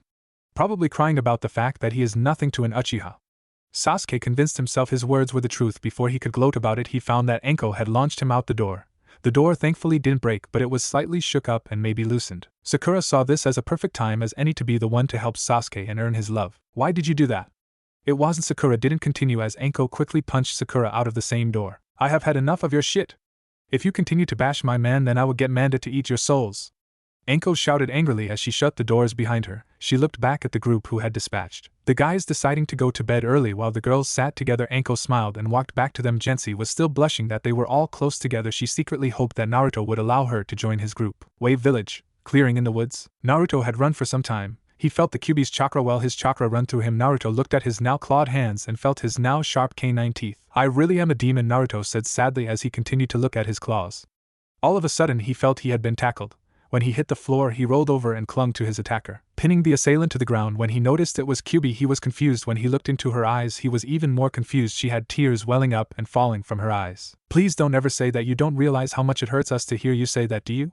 Kyuubi said as she overpowered Naruto and laid him on the floor while she snuggled up to him as she dried her tears. Naruto shook his head sadly. I'm sorry, Kyuubi-chan, it just upsets me sometimes how people can ridicule demons. They know nothing of us, and yet they allow stereotypical propaganda rule their viewpoints. It would make sense if they had actual recordings of demons willingly attacking villages. They have no proof that a demon attacked a village of his own free will, yet they slander us because they don't understand, Naruto said as he got up. He smiled as he hugged Kyuubi close to him before they started their walk back. I know how you feel, Master. Don't let them intimidate you into losing sight of what you want to achieve. I promise you that I and the girls will help you with your goals to become Hokage, to raise a family, and to be loved. We already love you with every whim and fiber of our being, Kyuubi said as she gave a reassuring squeeze to Naruto's waist. Naruto let a few tears of joy run down his face. It was true, he was truly loved, and he truly loved them back. Wave Village, Tazuna's house. 20 minutes later, all who remained in the living room now was all Naruto's lovers, Gensi, Tazuna, Tsunami and Inari. Hinata sent evil glares every now and then to Inari, who cowered under her gaze. Tsunami and Tazuna had been told what Naruto had to live through as a child, and even to this very day they decided not to tell Inari because it may scare him a little too much. Tsunami was already in tears and on the floor while Tazuna comforted her, even though he couldn't help but shed a few tears also. At this point there was the sound of the door opening. Everyone looked towards the entrance to see a blonde and a redhead walk in the room. Hinata sighed in relief as she ran up to him and hugged him close to her. Are you okay now, Naruto-kun? Hinata asked worriedly. She hated to see Naruto hurt, but she hated it more when she couldn't beat the crap out of the person who said it. Yeah, I'm fine. Hinaheim just needed to get away from everything before I exploded. Naruto chuckled as he walked out of the room and towards his own. It was decided that boys would sleep with boys and vice versa for girls. Of course, Naruto's mates weren't pleased that they had to sleep in a different room and a different bed to Naruto, but they understood the reasons. At this moment, Kakashi decided to walk out of the room. He hadn't been sleeping, merely waiting until Naruto got back. He wanted to explain to Inari, Tazuna and Tsunami why Naruto was abused. He knew he wasn't going to like this. Inari would probably go into another depression about how he judges people by their cover. Maybe he did, but a depression is something preferably avoided. But Kakashi had to explain why. After Naruto had left for his room and the rest of the girls had resided to their room, Kakashi decided to explain to the three exactly why all this happened. Kakashi went into a long explanation that lasted about half an hour, to say the least. The three were distraught. Tsunami was quietly weeping while Tazuna was extremely angry. Inari was still in shock, so his other emotions wouldn't be identified until later. At the moment, their brains were still working out every bit of detail being given to them. Kakashi went into detail about Kyuubi, Naruto's upbringing, how the villagers treated him, and about his almost daily torture sessions. Most of the time it happened at least 3 times a day. The three were still too shocked to quite understand everything, so all they could do was shakily go to bed. The next morning would be the day Kakashi would train the group while on the mission. Only Naruto and the girls knew that they would meet Zabuza and Haku tomorrow. Naruto awoke alone this morning. Thankfully, Kyuubi hadn't felt the urge to get up in the middle of the night and find him, which made Naruto sigh in relief. No more temptations from his lovers. He was finding it hard enough. He was told that his physical reactions were normal and were approved of. This shocked Naruto, to say the least. At this point, there was killing intent being released from someone in the house. After the wave hit, an angry scream bellowed around the village, a scream that was just emitting murderous intent. Naruto got up and ran into the room where he had heard the scream. When he got there, he saw Anko holding a piece of paper. Her face was literally red and she was shaking with anger. It was at this point Naruto noticed Anko's hair. It was grass green color. What had happened? Anko-chan, what happened? Naruto asked as Anko looked at Naruto. Her face still held anger, but it wasn't directed at Naruto whatsoever. That bitch Sakura dyed my hair green, Anko said as she handed the note Sakura had left to Naruto. Sakura's note. This is what you get for embarrassing and disrespected Sasuke-kun. And it was also because you embarrassed me in front of him too. You sadistic snake whore. I hope you die and rot at the bottom of a damp well with the retard Naruto and his other whores. P.S. Hope you like your green hair color. It matches guys' faces when they look at you. Love you're better in just about everything, Sakura. Tazuna's house, girl's bedroom. Naruto was literally fuming. His eyes were a dark blood red as his eye slits grew to a darker black-red chakra swirled around him slowly, not making much of a disturbance.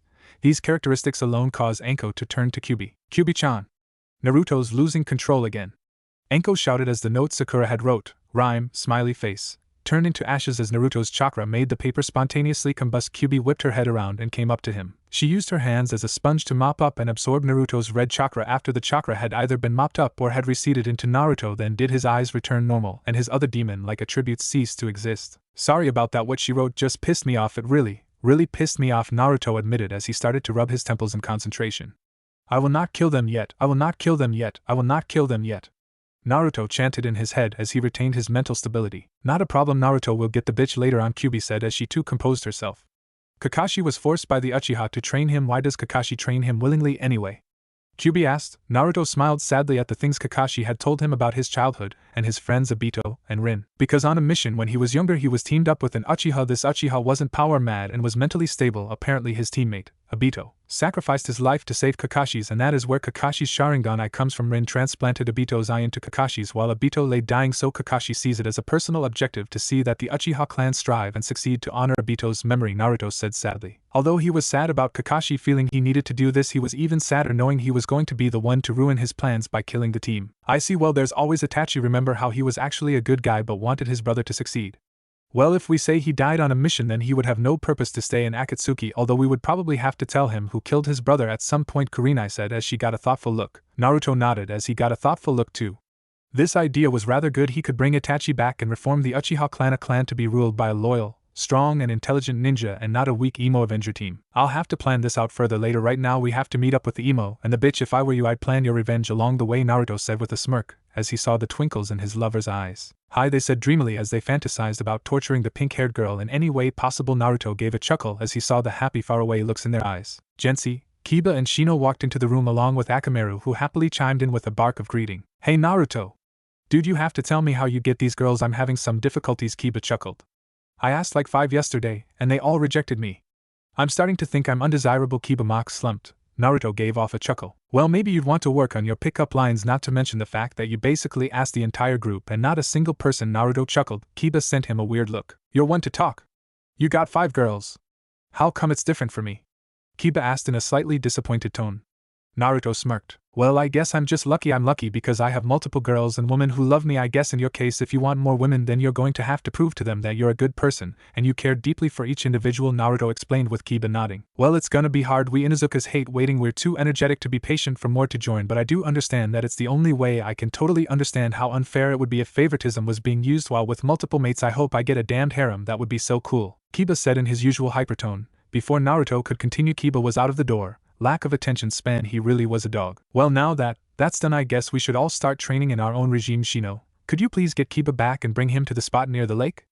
Naruto asked. Shino nodded as he left the room and emitted his bugs to help track and bring back Kiba. Naruto and the group walked to the lakeside that Naruto had designated for training. The group split off into groups of 2 each with an opponent with equal strength. Naruto spared with Kyuubi, Kurenai spared with Enko, Hinata spared with Ino, Gensi spared with Shino, and Sai, who had just arrived, spared with Kiba.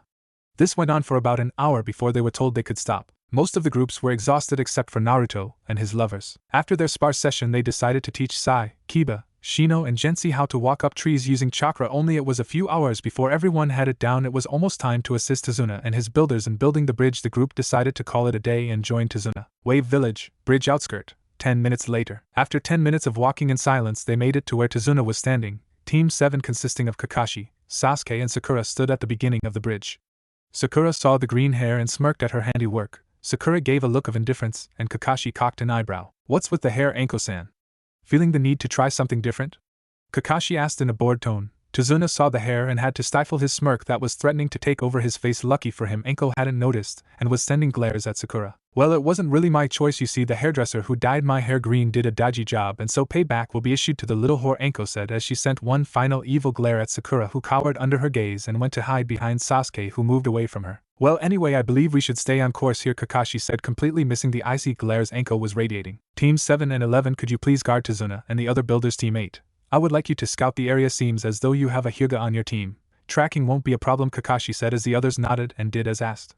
Kakashi noticed the glare Naruto gave him. Her name is Hinata, Kakashi-sensei. Hinata Hyuga, Naruto said with an irritated voice. He didn't like it when people referred to Hinata by her last name. It was offensive that she was only recognized by her surname. I apologize, Kakashi said as he bowed to Hinata, who accepted it with a smile. And before you go, Naruto, may I have a word with you? Kakashi asked. Naruto nodded and followed him off to the side as the other girls stayed off to the side, sending Naruto glances every now and then as they chatted amongst themselves. When the two got far enough away, Kakashi began. What exactly happened to you, Naruto?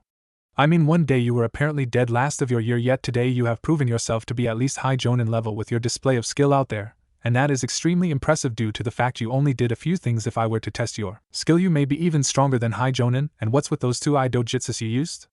Kakashi asked seriously as Naruto paled. He tried to make sure nobody saw his skill level. His dojutsus he had purposely shown. He wanted to strike fear into the Uchiha and the Haruno's hearts. Well, I don't want to tell you on the mission, so I will leave it to Sarutobi to tell you everything after the mission, of course. As for my skill level, please do not leak this information, and as for my dojutsus, you will also have to wait until you have spoken to the old man. After you have spoken to him, come and find me. Remember, only he and I, and eventually you know this so far, including my lovers as well, so don't go blabbing your mouth off about it. It's an SS class secret law, Naruto explained with Kakashi nodding. Whatever Naruto was speaking of was of the utmost importance and secrecy. It was apparently so much of a secret that it was on par with information on Kyuubi. Naruto walked away from Kakashi as the Cyclops jumped away to help Team 7. Naruto walked back to his group so they could set out a search party. Okay, mine and Hinata-chan's dojutsus are used for tracking and finding people, while Kyuubi-chan's sense of smell and acute hearing can also track people down, so us 3 will be the groups who stay the furthest away, but we are also the ones who will look along the furthest edges to find if anyone is hiding, while Enko and Ino can use their snake summons as small patrol groups. They aren't suspicious and can easily go undetected, Naruto explained with the group nodding. Kurenai looked puzzlingly at Naruto. A/N. Enko trained Ino to be her apprentice in their past lives. Further explanation may be brought to you by flashbacks. What do I do? Kurenai asked, not sounding hurt that she was left out. She knew Naruto better than to just leave her out of something like this. You my Genjutsuheim, I would like you to put a Genjutsu on yourself and stay just below the bridge. I know what is to come, and I'd basically save Sasuke, and if Sasuke is to die, then I won't be able to get my revenge, and I'll be damned if I let the team get away with killing my wife and me 9-month developed child. Naruto said as he started to get angry at the prospect of the emo getting away with killing his soon-to-be wife and soon-to-be-born child. "Shhhhh, we won't ever let that happen," Kurenai said as she rubbed his back. When she felt he had calmed down enough, she let go of him, but before Naruto knew it, Kurenai had grabbed his chin and brought his lips to hers in a fiery kiss filled with extreme passion and love. Naruto felt flustered at such a display of love and affection. He was never really used to it, and he always blushed when it happened. Eventually she let go and backed up, understanding that this mission took priority. "Is that everything, Naruto-kun?" Kurenai asked. Naruto escaped his flustered trance and shook his head. "When you see 2 characters arrive, send me my summon back," Naruto said as he summoned a small fox. It was his previous live summon that didn't require a scroll to be signed so long as he had Kyuubi's blessing and consent, and it was allowed. "After the fox sends me word, then I will come running. I want to stop the deaths of both Haku and Zabuza. They were precious to me and I don't want them to die. I also don't want Haku to kill Sasuke. He's mine," Naruto said coldly as the others nodded and jumped off into the waters to do their respective jobs. Naruto made a couple dozen clones and activated his Mitsukagen on each one of them. Naruto set the clones to patrol the waters without being seen by Gato's ship patrols. Hinata and Kyuubi did the same thing. Anko and Ino summoned a couple dozen snakes and set them on patrols around the forest looking for enemy ninja or enemy bandits that could be in the area. The snakes had found a ship filled with Gato's men and Gato himself in it. The ship was on the outskirts of the mainland. The snakes had heard Gato say that they will set sail in a week's time. The snakes slithered back to Anko and Ino to report their findings. Naruto in the meantime had also found the bandits. He was contemplating if he should kill them or not. "It seems I am creating paradoxes in this new universe. People are behaving differently to my new appearances and attitudes, and that is changing their own attitude, not to mention now that the teams have been mixed around a little, that will most likely have a colossal change to the future," Naruto thought to himself as he continued to ponder what to do. It was at this point that Anko, Ino, Hinata and Kyuubi relayed their findings and information back to Naruto. They all jumped up to him at the same time, knocking himself from his thinking. "Naruto-kun, we found them," Hinata said with Naruto nodding. "I know, I'm pondering, should I attack them or leave them? If I leave them, then the villagers would have had no need to stand up for their village, which would make them weak. If I let the bandits run their course, I could change the future for the worse. We have already changed the future too much. Take Inari for example, he was never this bad before. I even sensed a chakra presence in the forest. It definitely wasn't Haku or Zabuza. This new chakra was familiar yet unfamiliar. It wasn't a good chakra, it was evil," Naruto explained with the group nodding. "I think we should leave them. If we leave them, then the village will thrive. There's the tiniest chance that anything bad could come of letting them run their course, so long as we stop them from hurting the villagers. That is," Kyuubi said with the others nodding. Naruto was kicking himself mentally. Who was that chakra source? And why did it seem so familiar? While Naruto was still thinking, a small fox ran towards him. The fox leaped up onto his summer's shoulders and licked his cheek. The girls had gleams in their eyes as they watched the cute little baby fox lick their love's cheek. Naruto snapped out of his stupor and acknowledged the fox. "Hey Ibi-chan, what's up?" Naruto asked. The fox barked in a cute yelping voice. Naruto would have chuckled if he didn't understand the fox, but thanks to the pact he made, he could understand foxes like Kiba could understand dogs. "Naruto-sama, Zabuza-san and Haku-san have arrived on the scene. Kakashi is fighting Zabuza and Sasuke, and Kiba are fighting Haku. Haku seems to have trapped Sasuke and Kiba in an ice mirror. Igligency. Sigh. Sakura and Shino are defending the client. Well, I guess Sakura is actually banging on the mirror screaming for Sasuke to be safe. She abandoned the client just to be another nuisance." "You were right, master, she is an idiot," the cute little fox said. Naruto's face dropped, and he nodded to it. The fox nodded back in understanding and poofed out of existence. Naruto faced the others. "Okay, it seems Haku and Zabuza have arrived on the bridge. I'm going to put my plan into action. I know how this will all work out. This plan is foolproof and has no flaws to it. Now you all understand what is needed to be done?" Naruto asked. They all nodded. "Then I will immense project. Fuck up the emo and his horn," Naruto said with great amusement. The others gave a giggle at the name. They all ran towards the bridge at high speeds, equaling to Jonin level, although you couldn't tell they were able of it just by looking at them. The Great Bridge, meanwhile, Kakashi was at neck and neck with Zabuza during their battle. Kakashi had used a lot of his jutsus and was starting to get chakra depletion. Zabuza was also suffering from great chakra depletion. This battle was anyone's now. Even an academy student with a kunai could kill the two almost effortlessly. "Why don't you give up, copy ninja?" Zabuza asked as he breathed deeply to bring the much-needed oxygen into his deflated lungs. Kakashi gave him another lazy-eyed smile as best he could. "Why not, you demon of the mist?" Kakashi asked, slightly slurred and incoherent. Zabuza smirked. It seemed that he was the best for wear out of the two of them. "It's time to end this," Zabuza said as he brought his sword out and swung it, barely missing the dodging Kakashi, who threw a couple of kunai at him as he sailed through the air. Zabuza barely parried them with his infamous sword, the Executioner. "This is the actual name for the sword in canon, look it up." Smiley face. Kakashi landed poorly. "Indeed it is Suetun, Manako Sono Dorigan. Eye of the Dragon," Kakashi said as a third eye came into existence behind Zabuza. All of Kakashi's chakra went into the jutsu, so he slumped down. Zabuza smirked, thinking he had won. But little did he know that the third eye had paralyzed him and was slowly taking all of his chakra. It only took a few minutes for Zabuza to fall unconscious due to his chakra depletion. The mist started to recede. Sakura turned around and saw Kakashi and Zabuza limp on the floor, She rushed over to the two, but being the pink-haired idiot she didn't even check to see if her comrade was okay or not. She simply screeched a retarded battle cry that would have brought even the deaf to clutch their ears. She ran to where Zabuza was. But before she could execute Zabuza, a snake enveloped around her entire body, snaring her and keeping her in place. Sakura, Zabuza here is to be questioned and to be brought back to Konoha. Attacking him would result in treason, and attacking him after I told you not to would be mutiny. If you have a problem with this, then speak to the Hokage about it. This requires none of your input, Enko said sternly as Ino went up beside Zabuza and began to heal him. Kurenai jumped up and ran over to Kakashi and started to heal him. Sakura was fuming. But he and that little whore attacked Sasuke Kyun. Look, she's still attacking him. Do something. Sakura screeched as the group held their ears in obvious pain. Shut up, you spoilt little diva. We have people trying to save him as we speak. But if you didn't notice, Kiba's in there also. It's not all about Sasuke. Now if you want to be useful and productive, go over to Tazuna and do the job you were given. Guard him. Enko shouted furiously as Sakura jumped at the killing intent and ran over to Tazuna and pulled a kunai knife out, trying to look busy. The Great Bridge, Haku's ice mirror jutsu. Haku stood in one of the mirrors. She had her ice senbons brandished and was throwing them reluctantly at the two genin, but only a jonin could notice this reluctance. Kiba was full of the senbons. He looked like a pincushion. Sasuke was selfishly using Kiba as a shield to block the senbons from hitting himself. The black-haired one has no sense of teamwork, nor is he born to be a ninja, while the brown-haired boy with red stripes on his face is a true ninja, taking the blows for his teammate like that. He is worthy of his forehead protector, Haku thought to herself as impaled 20 more Saban needles into Kiba's body, all non-vital areas. Sasuke was cowering and grabbing the weak and almost unconscious Kiba and using him as a human shield for the Senbon needles. Get off of me! Kiba shouted angrily as Sasuke was lying on the floor, forcing Kiba atop of him to take the hits. Sasuke sneered as another round of Saban needle drove themselves into Kiba's already gashed stomach, arms and legs. It is an honor that you would die so an Uchiha may live. Especially the last Uchiha. Sasuke smirked as Kiba growled dangerously. Although no one heard it, Haku gritted her teeth and growled slightly too. She was sick of people like him using people for their own ill-gotten needs. Zabuza used to do that to her, but after the first few years he began to become a father figure to her. She dressed disguised as a guy so that people wouldn't want to rape her if she became a hostage. Zabuza's idea. Kiba fell limp from the loss of blood. Sasuke threw Kiba towards one of the mirrors to his left and went through about 6 hand signs. Katan, Yuen Hinotama no Jutsu, Grand Fireball no Jutsu, Sasuke shouted as a giant plume of fire burst from his mouth and engulfed Haku's ice mirrors completely. When the flames died down, it was revealed that Sasuke's fire jutsu had done less than naught to affect Haku's ice mirrors. Haku scoffed at how pathetic the chakra was in that fire jutsu. Kiba had disappeared. Both Haku and Sasuke dismissed that the flames had probably turned him to ash. Little did they notice the slight tinge of yellow before the flame connected with the ice. Why haven't your ice mirrors melted yet? Last time I checked the laws of physics, ice melts when it comes to contact with flames, Sasuke said angrily. He was pissed off that this ice user had made Sasuke resort to try his best and yet fail. Well, normal ice would melt when it's placed in room temperature. If by your laws of physics these mirrors should be melting without the use of your fire, but the fact is that they're not normal. They are in fact chakra-enhanced ice mirrors, so unless your measly chakra can outpower mine, then there is no way to escape, Haku explained. Sasuke arrogantly snorted again. He was about to speak again and try to buy himself some time, but no words made their way out of his mouth. The only noise he made was a painful grunt and then a blood-gurgling growl. Naruto had picked up one of the ice needles from Kiba's body, who he had came and rescued before Sasuke killed Kiba.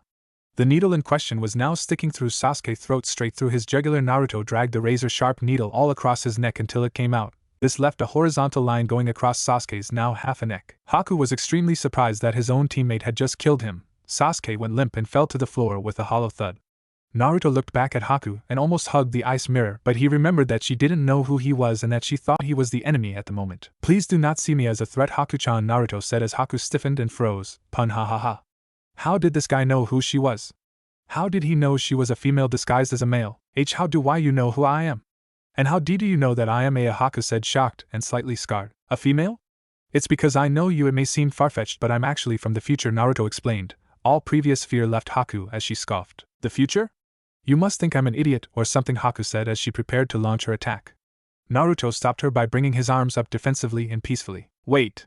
You are Haku's supposed ninja tool to Zabuza Momochi, the bloody demon of the mist. You were taken in by Zabuza after your father tried to kill you and succeeded in killing your mother. You fight to protect Zabuza because he is your precious person, and the reason your father tried to kill you is because your village saw bloodlines as cursed. Demon blood that should have never been given to humans, Naruto said as Haku dropped her ice senbons and dispelled her bloodline out of pure shock.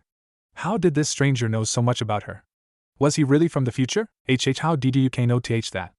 Haku asked as she backed away from the approaching blonde. She was utterly shocked. Not even Zabuza knew that her own father killed her own mother. Naruto smiled kindly as he inched closer to Haku until he stopped. You don't have to be afraid, Haku-chan. I am who I claim to be. I have seen the future, And what happens here today? Gato betrays you and Zabuza, Naruto said seriously. Haku growled at this. She knew Gato was a snake in the grass, but she never expected this. You die in order for Zabuza to live, and Zabuza dies killing Gato. All this can be changed. Meet me in this clearing tonight. 10 at night, Naruto said as he handed Haku a piece of paper that looked like a map.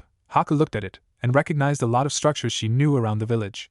She nodded and left to help Zabuza. Naruto left quickly and placed Kiba near Sasuke so people would believe that Kiba had been in the dome with Sasuke. Also, as the mist began to clear, Naruto ran towards where he could see Zabuza. Zabuza was on Haku's shoulder as she retreated into the forest. The girls nodded when they saw Naruto. Naruto smirked, and the girls smirked with him. Although I may not agree with murder nor revenge, I couldn't let the team live. This was not only personal, but if he lived he would only cause more trouble to befall Konoha, Naruto explained with a sigh. He really did hate it when he killed, but he knew that in this situation it was above necessary. The other girls smirked. So have you done it? Will the plan fall into place like how you said? Hinata asked happily. She wanted to see the look of despair on that awful excuse for a human's face. Naruto nodded with a bigger smirk. Hinata felt both happy and disgusted, happy that the woman who caused Naruto so much pain and despair would be dead, and disgusted that she felt happy about seeing another human's death. The Great Bridge, with Tazuna, Sakura, Sai, Shino and Gensi defended every side of Tazuna. Both fortunately and unfortunately, Sakura faced the side of where Sasuke and Kiba had been caught in the ice dome. It was fortunate for Naruto and the girls because this would be part of the plan, but it was unfortunate for Sakura because this would be the end of her. As the mist cleared, Sakura saw, to her horror, two lifeless bodies that lay limp on the floor. From what she could see, it was her black-haired, black-eyed, gimpy short-wearing obsession and the furry mangy dog boy. Sakura ran towards Sasuke to see if he was okay. As she got right up to him, she dropped to her knees to check for any injuries. When she saw his neck, tears began to flow freely. She cried and cried into Sasuke's chest, while at a distance Naruto and the girls silently laughed at the display. Revenge was sweet. When Sakura was finally finished, she shakily picked up the senbon needle. Her attitude suddenly changed into a happy, almost ecstatic emotion. I know. If I kill myself now, then Sasuke-kun will see how faithful and loving I am. He'll definitely fall for me then, Sakura said as she gave it no more thought. She slit her throat and fell to the ground with a thump. Like lemmings falling off the cliff, Naruto said, amused. The others gave a chuckle. Well, you were right, she would commit suicide if Sasuke died, and you actually annotated her words perfectly, Kurenai said with a smirk. Enko was laughing her ass off. I told her I'd get her back big time, Enko shouted between bursts of hysteric giggles. Everyone sweated at the sadistic mind of Enko. Then again, they were the ones who had just forced another to commit suicide. Were they really ones to talk? Well, now that I have mine, Cheyenne's and our baby's revenge, I can sleep easy now. I have to commence with the rest of the plan, Naruto said with a sigh as the group met up with the Tazuna group. Right, okay people, I need you all to go back to Tazuna's house, and Tazuna, tell your workers to go home. We're done for today, Enko said with Kurenai nodding. The group guarded Tazuna as Kurenai and Enko led them to Tazuna's house. Kakashi was slumped over Naruto's shoulder as he carried him back, while Kiba was still unconscious and slumped over Kurenai's shoulder. The group arrived back home to see a worried Tsunami and a worried and slightly depressed Inari. When Inari looked at Naruto, he flinched. He remembered what the silver-haired Jonin had told him about Naruto's life. How he had been subjected to tortures daily, how he hardly ever got fed, how he was the prime subject for assassins all over the world, and why he survived it this far. It was because of the demon inside of the kind, caring blonde. Naruto slumped Kakashi down on the settee as he went and sat down on the floor along with a few others. The rest was starting to notice how quiet it was, and the males no longer had the fear that they needed to cover up their behinds. Sasuke lol, smiley face. Hey, where's that emo kid? Tazuna asked, with the others just working out that Sasuke and Sakura were no longer with them. How they didn't realize that no killing intent was being released by the brooder was one thing, but not noticing bright pink hair attached to a giant forehead attached to a bigger mouth, and an even louder voice was even worse. How could they not notice the two most annoying teammates were missing? Both Sasuke and Sakura are dead. We can only presume Sasuke died, while Sakura must have killed herself. When she saw Sasuke lying there, Naruto said coldly as the others nodded. They tried to fake a sad gasp, but they all just felt like cheering, and another part of them was feeling bad for wanting to cheer, so their fake gasp was only slightly believable. At this moment, Kiba awoke with an angry yell. Stop using me as a shield, you coward! Kiba yelled as he sat bolt upright. He instantly regretted doing so and lied back down, clutching his stomach. Ino and Hinata went to take a look. Naruto came with them because he knew a few medical techniques too. Hinata was more of a taijutsu fighter that uses her speed to outmaneuver opponents, but she did have some medical knowledge and was above average in her healing abilities. You okay, Kiba? What happened?